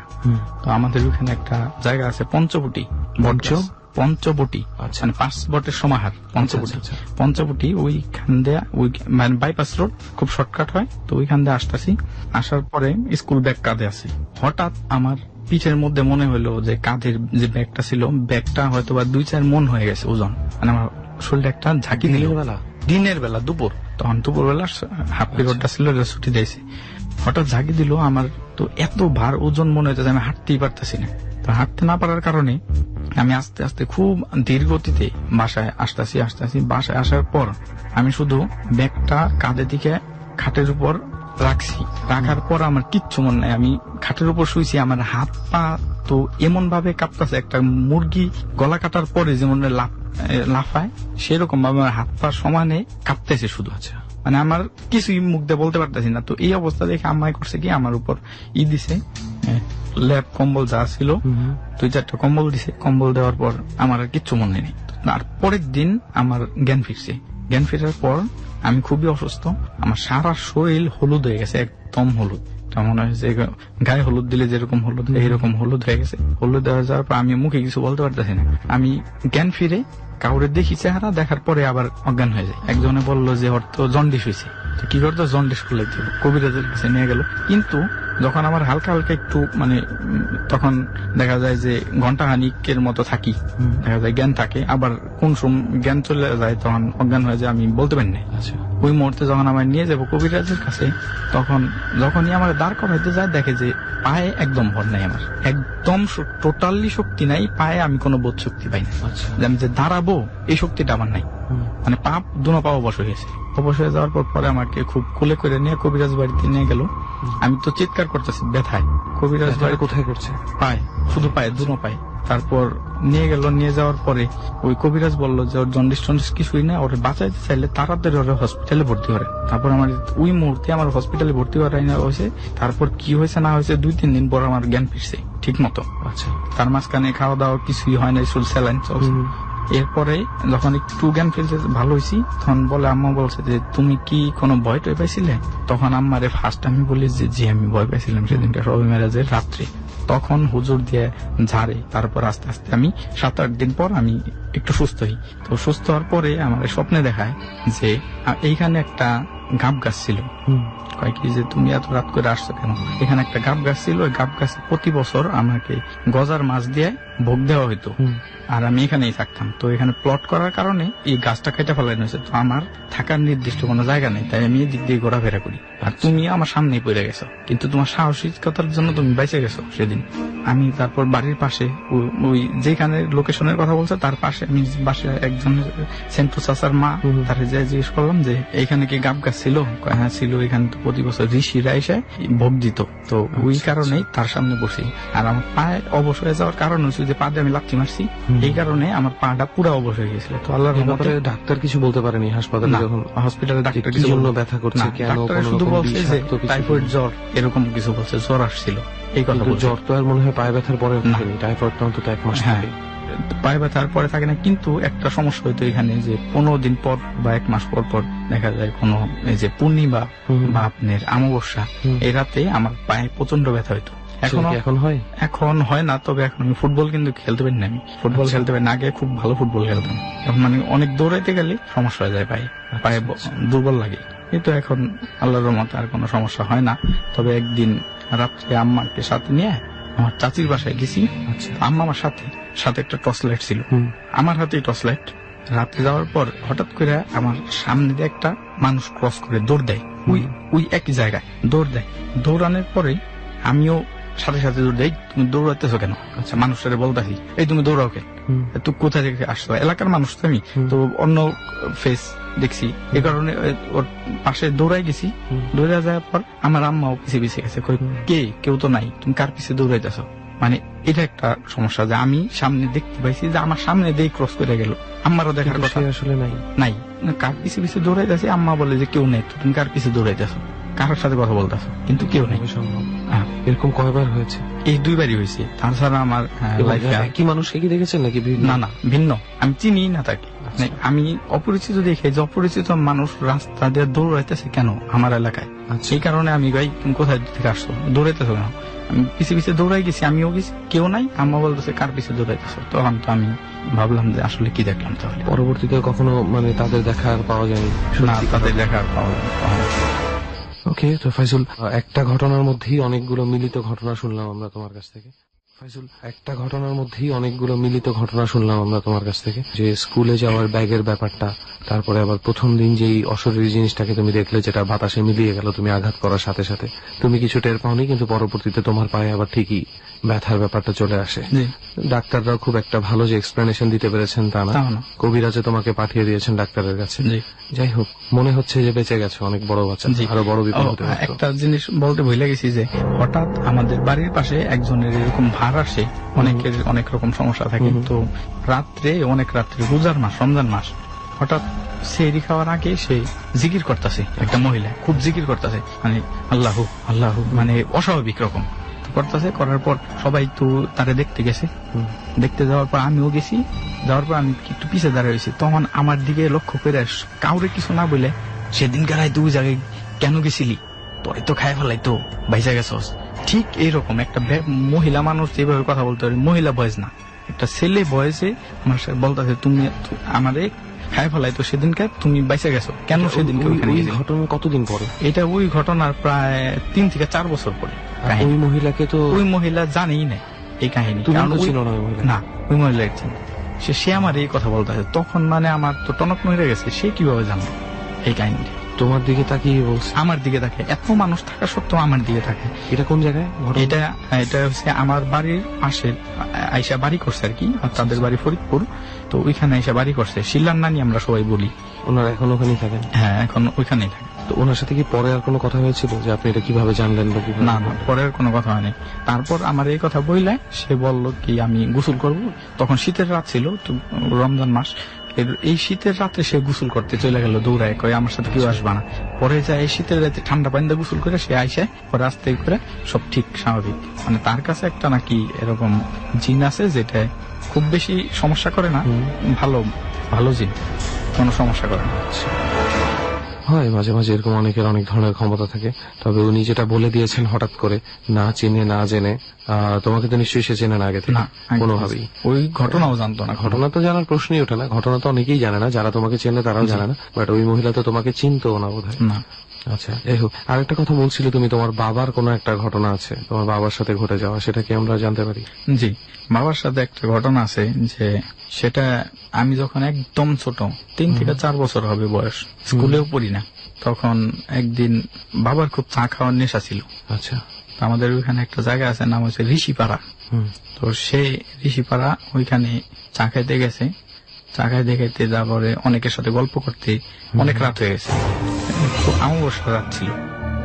তো সে পায়ে না হেঁটে এসে একটা নৌকা নিছে। আচ্ছা। নৌকা নিছে, নৌকায় বইটা ছিল না। ওকে। সে নদী দিয়ে একসাথে মন চাইছে, নদীতে আস্তে আস্তে হাত দিয়ে নৌকা নিয়ে বেয়ে বেয়ে আসতেছে বাড়ির দিকে। তো হঠাৎ সে দেখে যে নদীর পাশে দাঁড়ায় একটা সাদা কাপড় পরা পরিহিত অনেক লম্বা একটা লোক। আচ্ছা। তাকে ডাক দিছে, জোর একটা ডাক দিছে তোমার আব্বুকে? আব্বুকে ডাক দেওয়ার পর আমার আব্বু তাকে একটা সালাম দিছে। সালাম দেওয়ার পরে সে চলে আসছে। তো চলে আসার পর বাসায় এসে কিছু চেনা বাদাম নিয়ে আসছিল। আচ্ছা। তো আমি তো তখন ঘুমাই নেই, আব্বুর সাথে ঘুমাই। তো সে চেনা বাদাম খাইতেছে, আমার দিছে, দেওয়ার পর একটু পরে বলে আমার বুক জ্বলতেছে, বুক জ্বলতেছে। তো বলার পর সাথে সাথে একটু পরে দেখি যে বমির ভাব করতেছে। আচ্ছা। তো আম্মাও ছিল, আমার বোনও ছিল, সবাই। তখন হঠাৎ এরকম করে বমির ভাব করে হঠাৎ করে ফিট হয়ে গেছে, মানে একদম একটা জ্ঞান হার হয়ে গেল হঠাৎ। কোন রকম কোন অসুস্থতা আগে থেকে ছিল না? কিছুই ছিল না। ওনার বয়স কত? তার বয়স এখন 75। তখন ছিল প্রায় 20 বছর আগের কাহিনী। আচ্ছা। তখন 50 ছিল, 50 বা 55 এরকম। তো দাঁত লেগে গেছে, একদম দাঁত তার লেগে গেছে। লেগে যাওয়ার পরে আমরা তো ভয় পাইছি খুব, আমি তো চিৎকার করতেছি যে আব্বুর কি হইল। তখন আমাদের বাড়ির পাশে একটা রাখাল ছিল মন্টু, সে হুজুরে ডাকতে যায়, আমাদের ওখানে খুব কামেলদার একটা হুজুর আছে, সালাম হুজুর, তাকে আনতে যায়। সে আসার পরে আব্বাকে মানে করে জিন সুরা, বিভিন্ন সুরা বইরা তাকে ফু দেয়। ফু দেওয়ার পর সে শুধু ঘুমঘায়, কিন্তু কথা বলে না। পরে পরবর্তীতে হইলো কি, বলে আমি কথা তোদের সাথে বলবো না কারো, হঠাৎ করে। কিন্তু আব্বুর কণ্ঠে না, আমার আব্বুর কণ্ঠে না। তারপর হুজুরকে বলতেছে তুই এখনো যা, নাইলে কিন্তু তোর খবর আছে। তারপর হুজুর করলো, উজু করে আসলো আবার ফিরে। তো উজু করে আসার পর তাকে করলো, সুরা বইরা সুরা কালাম করে তার নিজের মানে বাদ দিয়ে নিয়ে নিল হুজুর। নেওয়ার পরে বললো যে তুমি কোথা থেকে আসছো? পরে বলে যে আমার তাইজুদ্দি কানায় দিয়ে গেছে। তাইজুদ্দি কানাকে অনেক বছর আগে তাইজুদ্দি কানা একটা ফকির ছিল আমাদের ওইখানে, খুব মানে নাম করা ফকির। সে এরকম ফকির ছিল যে আব্বা একদিন ঘুমায় রয়েছে, ঘুমায় থাকার পরে বলতেছে আমি সকালে উঠবো না, আমার ডাক দিও না, না এক জায়গায় যাইতে হবে। সে কিন্তু চোখে দেখে না, কিন্তু একদম স্বাভাবিক মানুষের মতো চলাফেরা করে সবসময়, একদম দুনো চোখ অন্ধ, চোখই নেই তার, অথচ সে সবকিছু দেখে। মানে তার এতটা ছিল, ক্ষমতা ছিল, মানে ব্ল্যাক ম্যাজিক জানতো। সে এরকম ক্ষমতা যে স্বাভাবিক মানুষের মতো চলাফেরা করতো, সব কারোর কোনো সাহায্য ছাড়াই। তো তখন আব্বা ঘুমায় রয়েছে, ঘুমায় থাকার পরে আব্বার বালিশ সময় মতো ঠিকই বালিশ তারে ধাক্কায় উঠাই দিতেছে, মানে বালিশ তাকে উঠাই দিতেছে। আমার আব্বা যতই ঘুমাইতে চায় বালিশ তাকে সোজা করে উঠাই দেয়, বালিশ তারে ধাক্কায় ধাক্কায় উঠাই দিতেছে। এটা মানে খুবই আজব একটা কাহিনী। তারপর সেই ব্যক্তি তাইজুদ্দি কানা, সেই আমার আব্বার এই জিনটা মানে আব্বার সাথে দিয়ে দিছে। তো বলে কি থাকো কই, আমি ব্রাহ্মণবাড়িয়া থাকি, জিনে বললো। সনকার সাইডে যাবো না। তারপরে বলে না আমি ছাড়বো না তাকে। আর আমার কিন্তু এক কান ফোরানো, দেখেন ভাই, আমার কিন্তু একটা কান ফোরানো, কারণ আমার 2 ভাই আগে মারা গেছে। আচ্ছা। আমি জন্ম নেওয়ার আগে সে বলছে যে 2 জনকে খাইছি, এইটারেও শেষ করে তারপরে যাব, মানে 2 ভাইকে মেরে ফেলছে অলরেডি। বলতেছে এই কথাটা কার মুখ দিয়ে বেরোচ্ছে? আমার বাবার মুখ দিয়ে বেরোতেছে, কিন্তু অন্য কণ্ঠে। আচ্ছা। একটা অস্বাভাবিক কণ্ঠ না, পুরুষ কণ্ঠ, পুরুষ কণ্ঠে, কিন্তু খুব মোটা বেরোতেছে যে 2 জনকে শেষ করছি, খাইছি, এইটারও খাবো, শেষ করে তারপরে যাব, তার আগে যাব না। মানে আমার কথা বলতেছে। 2 ভাই মারা যাওয়ার পরে আমি যখন জন্ম নেই তখন আমার কানটা ফোরায় দেয়, কান বিধায় দেয় আর কি। তারপর অনেক করলো, হুজুরে ঝাড়ফুঁক করলো, যেমনি হোক তাকে স্বীকার করাইলো যে যাবে। সে বলে কিছুতেই যাব না। পরবর্তীতে হইলো কি যে আমার যাব, কিন্তু তাদের একটা ক্ষতি করে যাব। কি ক্ষতি? কয় কি যে কেউ একজনকে নিয়েই যাব। কয় না, নিতে পারবো না, এর জন্য এর বিনিময় কি চাও? কয় না, এর বিনিময় কিছু চাই না, কিন্তু আমার নিয়ে একজনকে নিতেই হবে। তারপর হুজুরে বলে কি তাহলে তোমার আমি বন্দি করুন, তাহলে তোমার পুরাই দিব আমি। তারপর ওই একটু ভয় পায়, ভয় পাওয়ার পরে ঠিক আছে যাবো আমি, তবে তোর ভালো হইব না আমার যদি ই করে দেস, ওর কাছ থেকে সরাই দেস তাহলে তোর ভালো হইব না। হুজুরে বলতেছে আমার ভালো মন্দ আমি এটা দেখে নিব। তখন যাওয়ার জন্য শিকার হলো এবং বলো কিভাবে যাবে, একটা নজির রেখে যেতে, তাহলে উত্তর পাশের দরজাটা খোলাই দাও, আমি কি কয় জুতায় কামড় দিয়ে তারপর চলে যাব।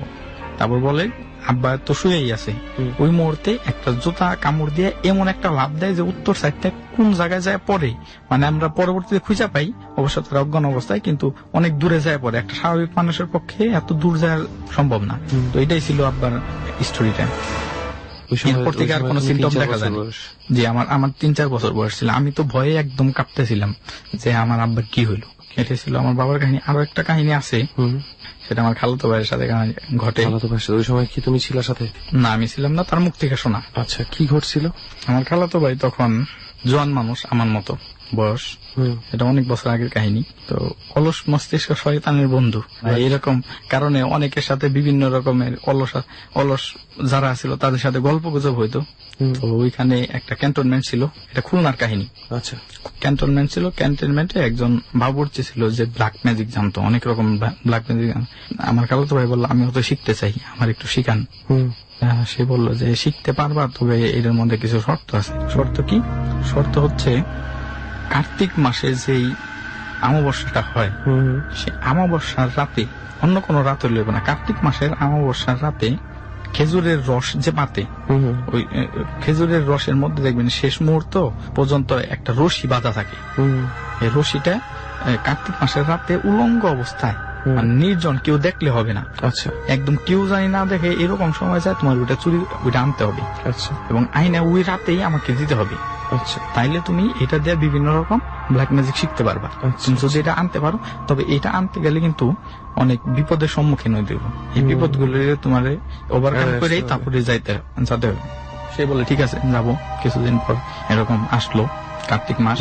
কার্তিক মাসে সে রাত্রে কয় কি যে ফকিরের কথা মতো আমি কি অলঙ্গ অবস্থায় যাব নাকি কাপড় পরে যাবো। তখন চিন্তা করলো যে উলঙ্গ অবস্থায় গেলে যাই, কাপড় পরে যাই, দেখি কি হয়।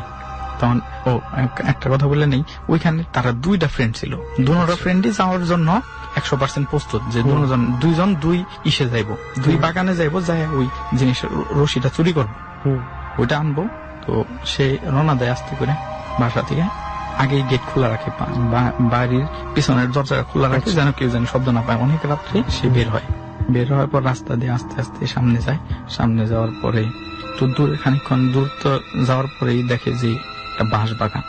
বাঁশবাগানের ওইখান থেকে একটা শিয়াল আস্তে আস্তে হাইটে আসতেছে, স্বাভাবিক শিয়ালের মতো না, খুব স্লোলি আসতেছে। একটা মানুষকে দেখলে শিয়াল কিন্তু ভয় পায়, দৌড়ায় পালায়, কিন্তু এটা পালায় না। সেটা তাকিয়েছিল কোন দিকে? হ্যাঁ, সে একই দিকে তাকায় রয়েছে, ভাইয়ের দিকেও তাকাইতেছে না, অন্য কোনো দিকে না, রোড ক্রস করবো।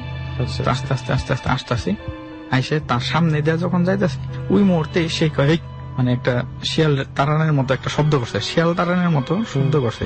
এই মুহূর্তে শব্দ করার পর শিয়াল কোনো রিয়াকশন নাই, শিয়াল আস্তে আস্তে হাইটেই যাইতেছে।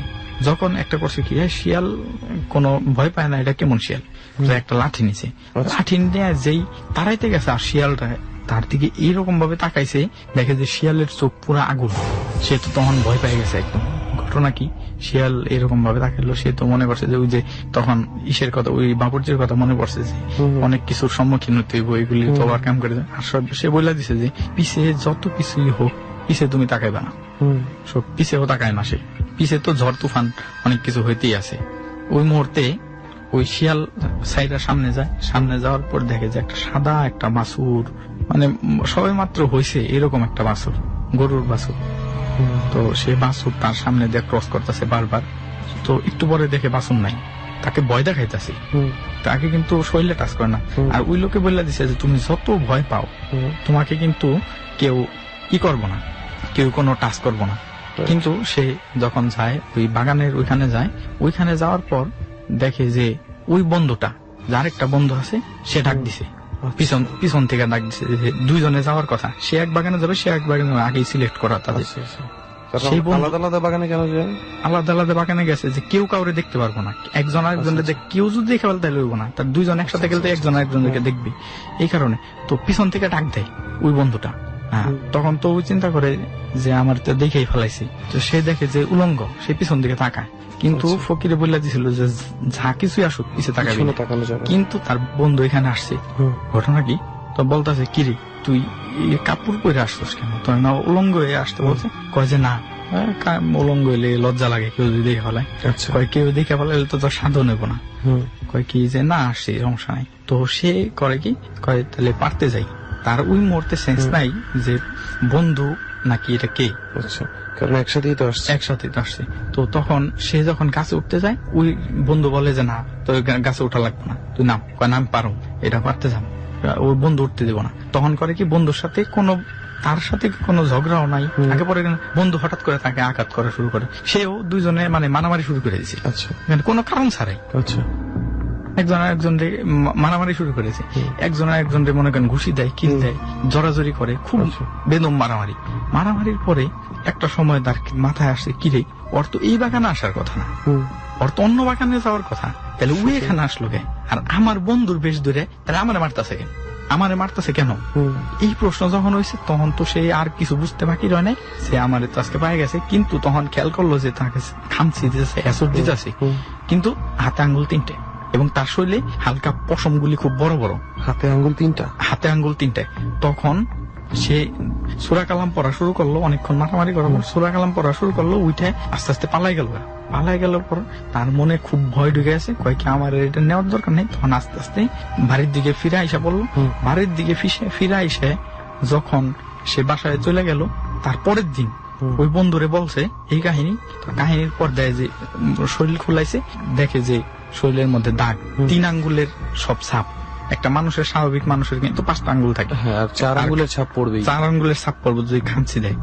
তো ওখানে 3 আঙ্গুলের ছাপ। তখন সে ওই ইসের কাছে গেল, যে বাবুর্চি যে বলছে ব্ল্যাক ম্যাজিক জানে, তার কাছে গেল। যাওয়ার পর বলল সব কাহিনী, কয় কি যে তোমরা বাইসা গেছো গা, হয়তোবা তোমারে ওই সময় তোমাকে মাইরাও ফেলাই পারতো, কারণ এটা যদি কেউ আনে সে এই রশিটা দিয়ে অনেক ব্ল্যাক ম্যাজিক করতে পারবে। এই কারণে দেখা যায় যে বিভিন্ন রকম জিন থেকে শুরু করে বিভিন্ন রকম অশরীরে আত্মারে বাধ্য করা যায়। সুতাটা দড়িটার পিছনে থাকে, হ্যাঁ থাকে, এবং এটা দিয়ে অনেক আত্মারে দেখা যায় অনেক রকম এরকম যারা যেগুলি আছে ভূত প্রেত আবিজাবি, এগুলিরে বাধ্য করা যায়। এই কারণে তারা এগুলি নিতে দিল না তোমার। কিন্তু তুমি যদি তুমি সাহসিকতা, তুমি যে মারামারি না করতে পারতা বা তুমি সূরা কালাম না পড়তা, তাহলে তোমার হয়তো বা কোনো সমস্যাই হতো না। তুমি যদি পিছে না তাকাইতে, তোমারে কেউ আঘাত করতো না। তুমি পিছে তাকাইছো বিদায় তোমার এই আঘাত করছে। এটাই ছিল আমাদের একটা story. Well Faizul, thank you very much. তোমার বলা গল্পটা আসলে কি বলবো, ব্ল্যাক ম্যাজিক অনেক ধরনের আছে। ব্ল্যাক ম্যাজিকের একটা পার্ট অবশ্যই হচ্ছে ভুডু। তো তোমার এখানে যেটা বুঝলাম, সামহাও খেজুরের পাতার সাথে, খেজুরের ডালের সাথে যেই দড়িটা ঝুলতে থাকে সেটার সাথে কিভাবে কানেক্টেড, সেটা আসলে এক্সপার্ট ব্ল্যাক ম্যাজিকার না হলে অনেকে হয়তো বলতে পারবে না। ফর এক্সাম্পল, আমরা একটা স্টোরি অনেক আগে ডরে নিয়েছিলাম, যেখানে ব্ল্যাক ম্যাজিক করার জন্যই আনতে বলা হয় কোনো একটা কবরের ভেতর থেকে কোনো একটা লাশের একটা অংশ।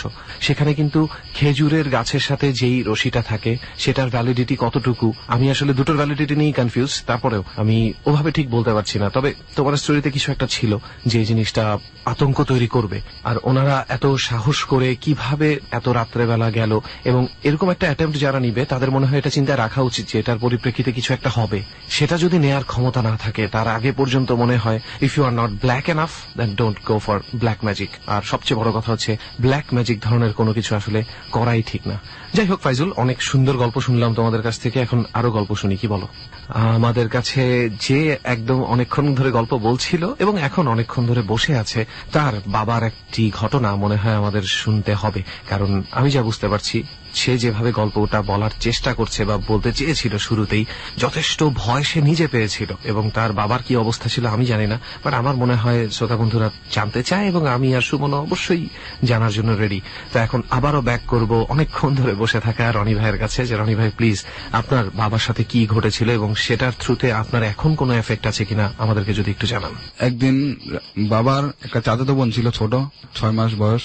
সে চাচাতো বোনের হয়তো কোনো একটা রোগ হয়েছে, কেউ বলতে পারে না, ডাক্তার কবে দেখাইছে, আপনার রোগটা হলো কি মানে হঠাৎ উঠা বসা পড়ে আর চোখ বড় বড় করে ফেলে। 6 মাসের বাচ্চা 6 মাসের বাচ্চা উঠে বসে পড়ে। উঠা বসা পড়ে। তারপর একদিন ঘটলো কি সে বেশি উঠা বসে পড়তেছে, আচ্ছা, বারবারই উঠে বসে পড়তেছে এবং দাঁড়ায় দিতেছে। 6 মাসের বাচ্চা চোখ বড় বড় করতেছে। ওয়েল, এটা আমার মনে হয় অনেকেই খুব ভয়ঙ্কর ভাবে শুনছেন, যারা শুনছেন যে 6 মাসের বাচ্চা কিভাবে উঠে দাঁড়িয়ে যায়। কারো কাছে হয়তো খুব হাস্যকর লাগতে পারে, কারো কাছে হয়তো খুব বেশি অযৌক্তিক লাগতে পারে। তবে একটা কথা বলি, হরমোনাল চেঞ্জ যখন মাঝে মাঝে হয়, যদি খুব বাজে ভাবে হয়, ব্রেন মাঝে মাঝে ট্যাকল দিতে পারে না। আমরা শুনেছি মৃত মানুষের হাতও নড়াচড়া করে এবং সেখান থেকে অনেকে ভয় পেয়ে মারাও গেছে মর্গে। কিন্তু আসলে বিভিন্ন রকম রোগে টান পড়ার কারণে, অনেক রকম অ্যাবনর্মালিটিজ এর কারণে, কিছু মানসিক রোগের কারণে, ব্রেনের কিছু ডিসফরমেশনের কারণে মানুষের ব্রেন মাঝে মাঝে অতিরিক্ত কাজ করে এবং সেই 6 মাসের বাচ্চাটা যা করছে তা কিন্তু ইচ্ছাকৃত ভাবে করছে না, তার ব্রেনের কোনো একটা ম্যাল ফাংশনের কারণে এই ধরনের কিছু একটা হয়তো হয়েছে। তারপর কি হয়? তারপর একদিন এই ঘটনাটা বেশি ঘটতে থাকে। আচ্ছা, তো ঘটতে থাকার পর সেদিন রাত্রে হঠাৎ করে মারা যায়, কোনো কিছু বুঝার আগে মারা যায়। বাচ্চাটা সেই রাতে মারা যায়। আচ্ছা, মারা যাওয়ার পর তখন রাতটা মারা যায় আপনার 10টা-11 দিক দিয়ে। আমার বাবার যে বাবা ছিল, আমার দাদা বা আমার কাকারা যে দূরে ছিল, মানে অন্য একটা গ্রামে থাকতো। আচ্ছা আচ্ছা, সেই গ্রামে যাইতে আপনার মনে করেন 3-4 ঘন্টা লাগবো। গাড়িতে না, হাইটটা যাইতে। আচ্ছা আচ্ছা, হেঁটে যাওয়া ছাড়া কোনো উপায় নেই। আচ্ছা আচ্ছা, তখন আমার বাবার বয়স তো 16 বছর, সেই সময়ের ঘটনা। আচ্ছা আচ্ছা, আর যাইতে হবে কি ওই গ্রামে যাইতে হবে আপনার মনে করেন খেত দিয়ে হাইটটা, গাড়ির কোনো রাস্তা নাই আর কোনো হাইওয়ে নাই। তারপর কি করলো, তাদেরকে খবর দেওয়া লাগবো। তখন তো মোবাইল তখন চলে না বেশি একটা। সবাইকে বললো, গ্রামের যে ছেলেরা আছে ইয়ং বয়সে ছেলেদেরকে বললো যে বাবা তোরা সূর্যের সাথে যা, বাবার নাম ছিল সূর্যের সাথে যা, এই খবরটা দিয়ে সবাইকে। তারপর সবাই বললো কি না আমাদের যেতে পারবো না, আমাদের তো সকালে কাজ আছে, আমরা এখন যেতে পারবো না। তখন আমার বাবা কি সাহস করে বললো যে কেউ যাওয়া লাগবে না, আমি একাই যেতে পারবো। আচ্ছা, তখন বাড়িতে সবাই বাধা দিল যে তুই একা যেতে পারবি না, তুই ভয় পাবি। কয় না, আমি কোনো ভয় পাবো না, আমি একাই যেতে পারবো। ডর মানে ভয়। ডর শুনছেন আপনি, সঙ্গে আছি আমি আরজি কিবরিয়া, সুমন, রেহান এবং লোবান। রাতের গভীরতা, রাতের দ্বীপ্রহর, অদ্ভুত রকমের এক মায়াময়তা। এই মায়াবী রাতে কারো কারো কাছে চমৎকার একটা অনুভূতি, কিন্তু আমরা সেই সব অনুভূতি খুঁজে বেড়াচ্ছি যা একেবারেই অবৈজ্ঞানিক, মনের অন্তরালে বিভিন্ন রকম প্রশ্নের জন্ম দেয়, ভয়ের জন্ম দেয়। কারণ ডর মানে ভয়। আমি কোনো ভয় পাবো না, আমি একাই যেতে পারবো। তখন সে কেউ কথা না শুনে একাই যাওয়া শুরু করলো। তখন কোনো টর্চ কোনো কিছু নেই। আচ্ছা, তারপর সে হাঁটা শুরু করে। হাঁটতে হাঁটতে এক পর্যায়ে যে গ্রামের মানুষ মরলে যে তার নিজের জমিতে কবর দেওয়া হয় অনেকের। তখন একটা কবর ছিল, নিজের জমিতে কবর দিছে। তখন সেই কবরের পাশে যাওয়ার পর দেখে কি একটা কুকুর দাঁড়িয়ে আছে। সে আমার বাবা মাথায় কিছু নেয়নি, তোরা অস্বাভাবিকভাবে কিছু নেই। একটা কুকুর থাকতেই পারে গভীর রাতে, থাকতেই পারে। তখন সে সাইডকিটটা, ওই কুকুরের সাইডকিটটা তখন হাঁটা শুরু করে। তখন হাঁটতেছে, কিছু দূর হাঁটার পর সে অনুভব করলো যে তার পিছনে কিছু আসতেছে বা আছে কিছু। তারপর সে যখন পিছন তাকালো, দেখলো কি যে কুকুরটা কবরস্থানের পাশে বসে আছিল, কবরের পাশে। তারপর সে এটা অস্বাভাবিকভাবে কিছু নেই, কুকুরে আসতেই পারে তার পিছনে। তারপর আরো কিছু দূর যাওয়ার পর দেখে কি তার পিছনে মানে বড় কিছু আসতেছে। যখন সে পিছনে চায় দেখে কি একটা গরু। আচ্ছা, সেই কুকুরটা কোথায়? তখন সে কুকুরটা নাই, একটা গরু আসতেছে। আচ্ছা, তখন সে দাঁড়িয়ে পড়ে গরু দেখা, যে এত একটা গরু আসবো কই থেকে। তারপর ওই গরুটার থেকে আপনার বিড়াল হয়ে গেল। বাবা যখন দাঁড়াইছে তখন গরুটার থেকে বিড়াল হয়ে গেল, তার চোখের সামনে বিড়াল হয়ে গেল। বিড়াল থেকে আপনার শিয়াল হয়ে গেল। শিয়ালটা আরো বিভিন্ন রূপিন আছে।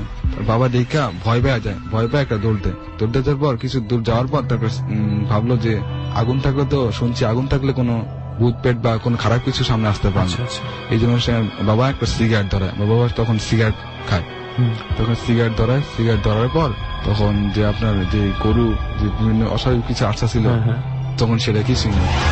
তখন আর বাবা আসতে একটু সাহস পাইলো, সিগারেট যেহেতু হাতে আছে, এখন কোনো কিছু আসতে পারবো না, হাঁটতেছে। হাঁটার পর আপনার দূরে খেয়াল করলো চাঁদের আলোতে, তখন চাঁদের আলো বেশ ভালো ছিল। তখন চাঁদের আলোতে খেয়াল করলো আপনার কিছু লোক সাদা পাঞ্জাবি পরা, মাথায় বাগিয়ে দেওয়া, আস্তে আস্তে একটা ঘাটিয়ে নিয়ে তো খাটিয়া নিয়ে আসার পর বাবা একটু সাহস পাইলো যে না হয়তো গ্রামের কোনো কেউ মারা গেছে, সঙ্গ পাওয়া গেল।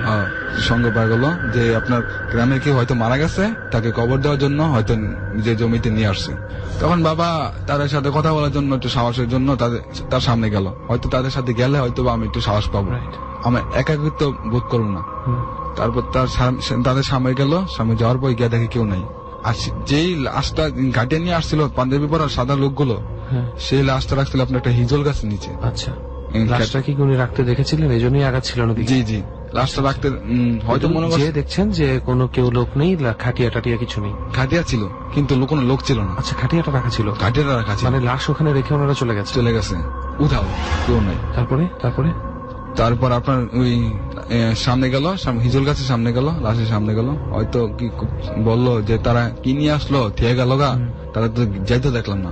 তো সামনে গেল, সামনে ঘাটিয়াটা দেখি তো কি এটা ঘাটিয়ার মধ্যে। তখন সামনে যায়, সামনে গিয়ে দেখি যার মৃত্যুর খবর নিয়ে যেতেছে তার রিলেটিভের কাছে, সে লাশই এখানে তার সেই চাচাতো বোন। মানে তাহলে ওই লোকগুলোকে কারা নিয়ে এসেছে লাশ? বলতে পারি না, কিন্তু কেউ নাই এখানে। তারপর ওটা তো আমার মনে হয় না ওই লাশ। সে দেখে একটা চমকায় দেয়, চমকে যাওয়ার পর সে আরো বেশি ভয় পায়। সে ভয়ে চিৎকার দিয়ে দৌড় শুরু করে। যখন দৌড় শুরু করে তখন দৌড়াতে এক পর্যায়ে হাঁপায়া যায় সে। হাঁপায়া যাওয়ার পর তারপর আপনার ওই যে ক্ষেতের মাঝে একটা খাল থাকে, খাল কাটা থাকে আপনার বিশাল বড়। সেই খালের একটু মানে বেশি দূরে না, খুব কাছাকাছি সে গিয়া হরেনে দাঁড়ায় একটু জিরানোর জন্য। সে যখন হাঁপায় গেল, সে দাঁড়াইলো, দেখে একটা নৌকা আসতেছে পালতোলা। সেই পালতোলা নৌকা দেখে বুঝতে পারলো যে সামনে একটা খাল আছে। তখন সে দাঁড়াই রইলো, নৌকাটা যাক, তারপর আমি খালটা পারিয়া যাবো। সে সামনে নৌকার সামনে যায় নাই, কারণ একটাই ভয়, ওই যে সাদা লোকগুলো দেখছিল। যাওয়ার পর সে কোনো কিছু পায় নাই, তো হয়তো সেই ভয়ে সে নৌকার কাছে যায় না, হয়তো এটা কোনো অস্বাভাবিক কিছু হইতে পারে বা কোনোটা ক্ষতি হতে পারে, এই জন্য সে সামনে গিয়ে মানুষ দেখার আগ পর্যন্ত সে আসলে সাহস ফিরে পাচ্ছে। তারপর সে নৌকাটা নিজের মতন চলে গেল, পালতোলা নৌকাটা উনি থামায়নি। নৌকাটা নিজের মতো চলে গেল, বহু দূরে চলে গেল। চলে যাওয়ার পর সে যখন খালের সামনে গেল, খালের সামনে যাওয়ার পর দেখে কি খাল শুকনো, মানে খাল টোটালি শুকনো, কোনো পানি নেই। তাহলে নৌকা কিভাবে নৌকা গেল সে নিজেও জানে না। What is happening to the man?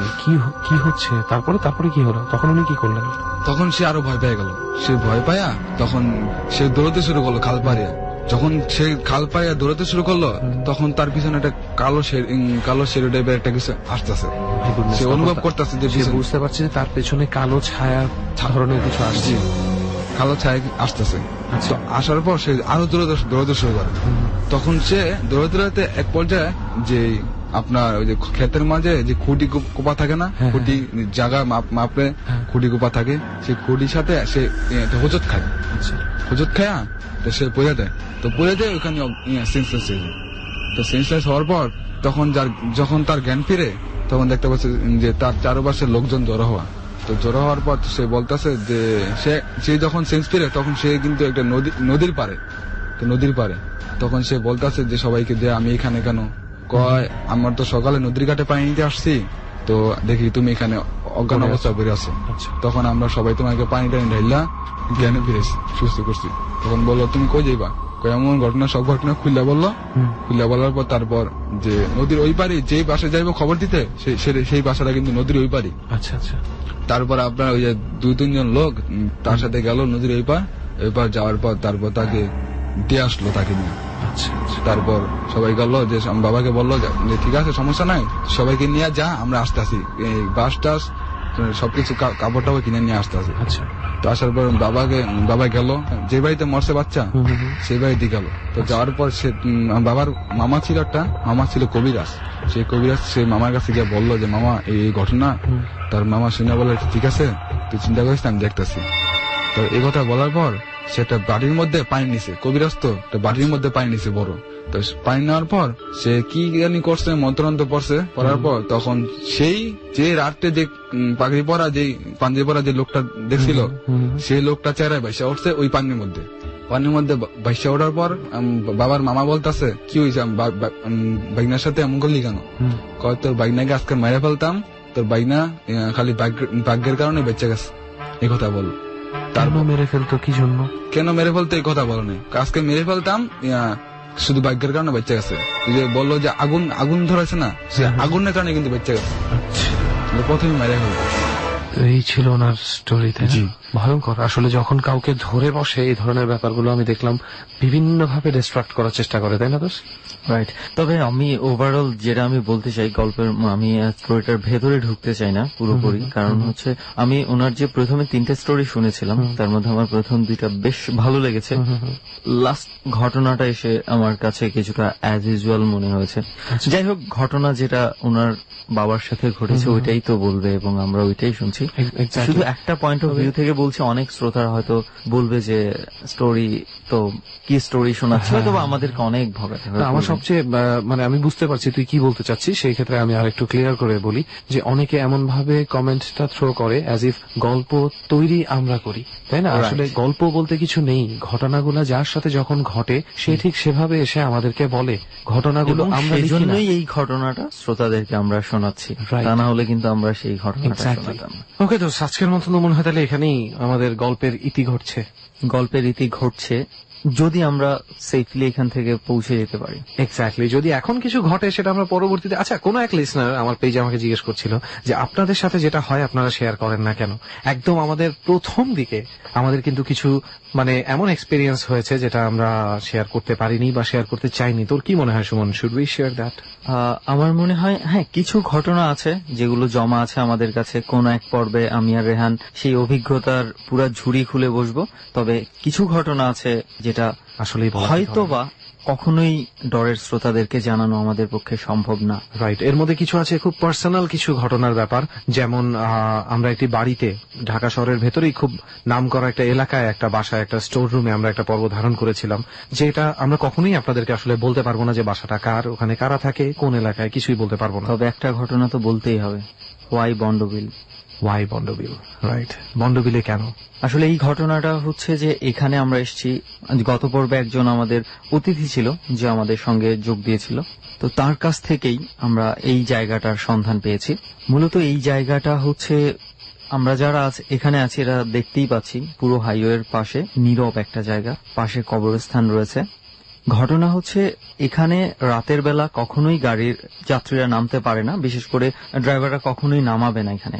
শুধু এই ভৌতিক ঘটনাই না, এখানে এইটা যেই চুয়াডাঙ্গা এলাকা রয়েছে এখানে অন্যান্য কিছু ঝামেলাও রয়েছে, চোর ডাকাতের কিছু ঝামেলা রয়েছে, ধরনের কিছু মানুষ রিলেটেড ভয়ের ব্যাপারও আছে। বাট আমরা মূলত এখানে আসার যে কারণটা সেটা হচ্ছে এই বন্ডবিল গেট, এটা এই এলাকার মধ্যে আশেপাশে যারা থাকে, আলমডাঙ্গা এলাকায় যারা থাকে তারা খুব ভালোভাবে মেনে চলে যে এখানটাতে আসা যাবে না, এখানে রাত্রে স্টে করা যাবে না। এবং ঘটনা হচ্ছে যে অনেকেই অনেক ধরনের কিছু এই রাস্তাটা দিয়ে যাওয়ার সময় দেখেছে। বিশেষ করে কয়েকটা ঘটনার কথা আমরা শুনেছি, যার জন্য আমাদের এখানে আসা। আমরা শুনেছি বেশ অনেকদিন আগের ঘটনা, একজন এই ঘটনাটার সে প্রত্যক্ষদর্শী, এবং এই ঘটনাটা আরো কি বিস্তারিত আছে হয়তোবা সম্ভব হলে কোনো এক পর্বে আমরা তুলে ধরার চেষ্টা করবো। অবশ্যই। ঘটনাটা হচ্ছে এই লোক একদিন রাতের বেলা, আচ্ছা ঠিক এই রাস্তাটা দিয়ে, কবরের পাশটা দিয়ে যেখানে আমরা বসছি তার একটু সামনে যে রাস্তাটা, এই রাস্তাটা দিয়ে যাচ্ছিল খুব গভীর রাতে। তো সে যখন এটার কাছাকাছি আসছে হঠাৎ করে দেখে কিছু মানে মানুষ হয়তো শুয়ে আছে এখানে। তো আরো একটু কাছে যখন সে এগিয়ে আসলো তখন বুঝলো যে না, এটা মানুষ না, নিথর কোনো কিছু, সামথিং লাইক দ্যাট, লাশ কিছু একটা হয়তো বা পড়ে আছে। কিন্তু সে একবার চেষ্টা করলো যে পিছিয়ে যাবে, কিন্তু তাকে এই জায়গা ছাড়া যাওয়ার উপায় নেই। সো বাধ্য হয়ে সে আবার খুব সাহস নিয়ে সামনে এগিয়ে এসছে, এবং যতই সে এগিয়ে সামনে এসছে লাশের সংখ্যা ততই বেড়ে গেছে। এবং একটা পর্যায়ে এই লোকটাকে পরের দিন সকালবেলা মানুষ এইখানেই অনেকটা অর্ধমৃত অবস্থায় পেয়েছে। তো এটা নিয়ে আরো বিশাল একটা ঘটনা আছে, সো এটা আমরা আপাতত আর রিভিল করছি না। যদি সম্ভব হয় এই ঘটনাটা কোনো এক এপিসোডে পুরো ঘটনাটা আমরা, এক্ষেত্রে একটা কথা মনে পড়ে গেল, I always wanted to share, সেটা হচ্ছে যে highways are really mysterious. Highway গুলোর মধ্যে অনেক সময় অনেক কিছু দেখা যায়। স্পেশালি আপনারা যদি কেউ দেখে থাকেন মুভিটা টেক্সাস চেইনস ম্যাসাকার নামে একটা মুভি আছে, সেই মুভিতে থ্রুতে আমরা জানতে পেরেছি যে আমেরিকার টেক্সাসের এক হাইওয়েতে একটা ফ্যামিলি আছে যারা ওই এলাকার অন্তত একদিকে 40 মাইল এবং আরেকদিকে 40 মাইল টোটালি খালি, মাঝখানে একটা গ্যাস স্টেশন এবং একটা পুলিশ স্টেশন। সেই পুলিশ স্টেশনের মূল যে থাকে তাকে ওরা বলে শেরিফ। তো সেই শেরিফ ওই বাসায় থাকা যারা ছিল সবাই মোটামুটি একই পরিবারের সদস্য, এবং ওই হাইওয়েতে 1969 থেকে 1973 পর্যন্ত 67 জনকে খুন করেছে ওই ফ্যামিলিটা, যারা গ্যাস নিতে এসেছে বা পুলিশে কমপ্লেন করতে এসেছে। সবচেয়ে ভয়ঙ্কর ব্যাপার হচ্ছে সেই খুনগুলো তারা করেছে অন্য কোনো কারণে না, সেই মানুষগুলোকে তারা রান্না করে খেত। Total family. এবং এই টেক্সাস নিয়ে আরো অনেক ধরনের মুভি আছে যেগুলো দেখলে এই ধরনের ব্রুটাল বিষয়গুলো খুব Exactly. বেশি আছে। বাট আমি বলবো যাদের হার্ট দুর্বল না, তারা টেক্সাস চেইনস ম্যাসাকার এই মুভিটা অবশ্যই দেখবেন। প্লিজ আমি রিকোয়েস্ট করব, হার্ট দুর্বল হলে দেখবেন না, কারণ এই মুভিগুলো আসলেই নেয়ার মতো, সবার জন্য নেয়ার মতো। সো আজকের মতো আমাদের আর পেঁচাল হয়তো আপনারা আর নিতে পারবেন না। রাইট, না পারাই বেটার। আমাদের এখন মনে হয় চলে যাওয়াই উচিত। এমনিতেও আমরা যে জায়গাটায় আছি সেখানে এত রাতে এতক্ষণ অ্যালাউ করা হবে না। Right. সো প্লিজ আমরা আজকের মতো সবাই চলেন, আমরা সবাই উঠে পড়ি। ওকে দাঁড়া, ওই যে ডায়লগটা মেরে দিই একটু। Believe it or not, fear does exist. ডর মানে ভয়। গা শিউরে ওঠার মতো দুনিয়াতে অনেক কিছুই ঘটছে আমাদের প্রতিনিয়ত। আমরা ফেসবুকের ওয়ালে যদি চোখ রাখি, আমরা এমন সব ভিডিও দেখি যেসব ভিডিও আমাদের কল্পকাহিনীকেও হার মানায়। মানুষ হয়ে মানুষকে জবাই করা, মানুষ হয়ে মানুষের অন্যায় করা, এবং আমাদের প্রাত্যহিক জীবনে আগুন দিয়ে মানুষ পুড়িয়ে মারা থেকে শুরু করে সমস্ত কিছুই আমাদের দৈনন্দিন জীবনের সাথে মিশে আছে। মৃত্যুকে আমরা প্রতিনিয়তই আলিঙ্গন করছি। আমাদের এই প্রাত্যহিক জীবনে ভয়ের এবং বাস্তবতার দুটো জিনিসের মধ্যে বিভেদ টানা, আলাদা করে দেখা এবং দুটো জিনিসকে আলাদা করে উপলব্ধি করার সুযোগ হয়তোবা খুবই কম। কিন্তু মানুষ ভয় পেতে ভালোবাসে। ঠিক ভালোবাসে শব্দটা বললে ভুল হবে, মানুষ স্বভাবজাতভাবেই ভয় পেতে চায়। সৃষ্টির আদি থেকে শুরু করে এখন পর্যন্ত কিংবা অনাদিকাল পর্যন্ত মানুষের মধ্যে ভয়ের যে বোধ, সেটা একেবারেই টিকে আছে এবং কোনোভাবেই এটা হারিয়ে যায়নি। দেখবেন কোথায় যখন একটা দুর্ঘটনা ঘটে, একজন মানুষ দুর্ঘটনা কবলিত হয়, বাকি মানুষ ভয়ে পালিয়ে যায়। যারা সচেতন থাকে তারা ভয়ের কারণেই সচেতন থাকেন। ভয়ের সাথে মানুষের দৈনন্দিন জীবনে চলার, ভালো থাকার একটা অদ্ভুত সমীকরণ বৈজ্ঞানিকরা এভাবে দাঁড় করান। কিন্তু কিছু কিছু ব্যাপার আছে, কিছু কিছু বিষয় আছে যা কোনোভাবেই যুক্তি দিয়ে বিচার করতে পারি না। এই যেমন ধরুন, অন্ধকারের মধ্যে কিংবা আজকের ডরের এনভায়রনমেন্টের মধ্যে যারা পুরো বিষয়টি শুনলেন, তারা হঠাৎ করে এরকম ঘটনার মুখোমুখি যদি হন, আপনাদের বন্ধুদেরকে বললেও হয়তো তারা বিশ্বাস করবে না। কিন্তু আপনার জীবনে ঘটেছে বলেই এটা চরম সত্য। এই ভয়ের আবেদন সবসময় ছিল, এখনো আছে, ভবিষ্যতেও থাকবে। আমরা যুক্তির ঊর্ধ্বে উঠে সেই ভয়ের অনুভূতিকে আমরা আপনার মাঝে স্থাপন করতে চাই। আমাদের এই অনুষ্ঠানটি কোনোভাবেই বৈজ্ঞানিক যুক্তি নির্ভর কোনো অনুষ্ঠান নয়। আমরা শুধু মনের ভেতরের ভয়টাকে একটু অন্যভাবে ছোঁয়া দিতে চাই। এই জন্যই আমরা আপনাদের জায়গাটি থেকে বলে থাকি, ডর মানে ভয়।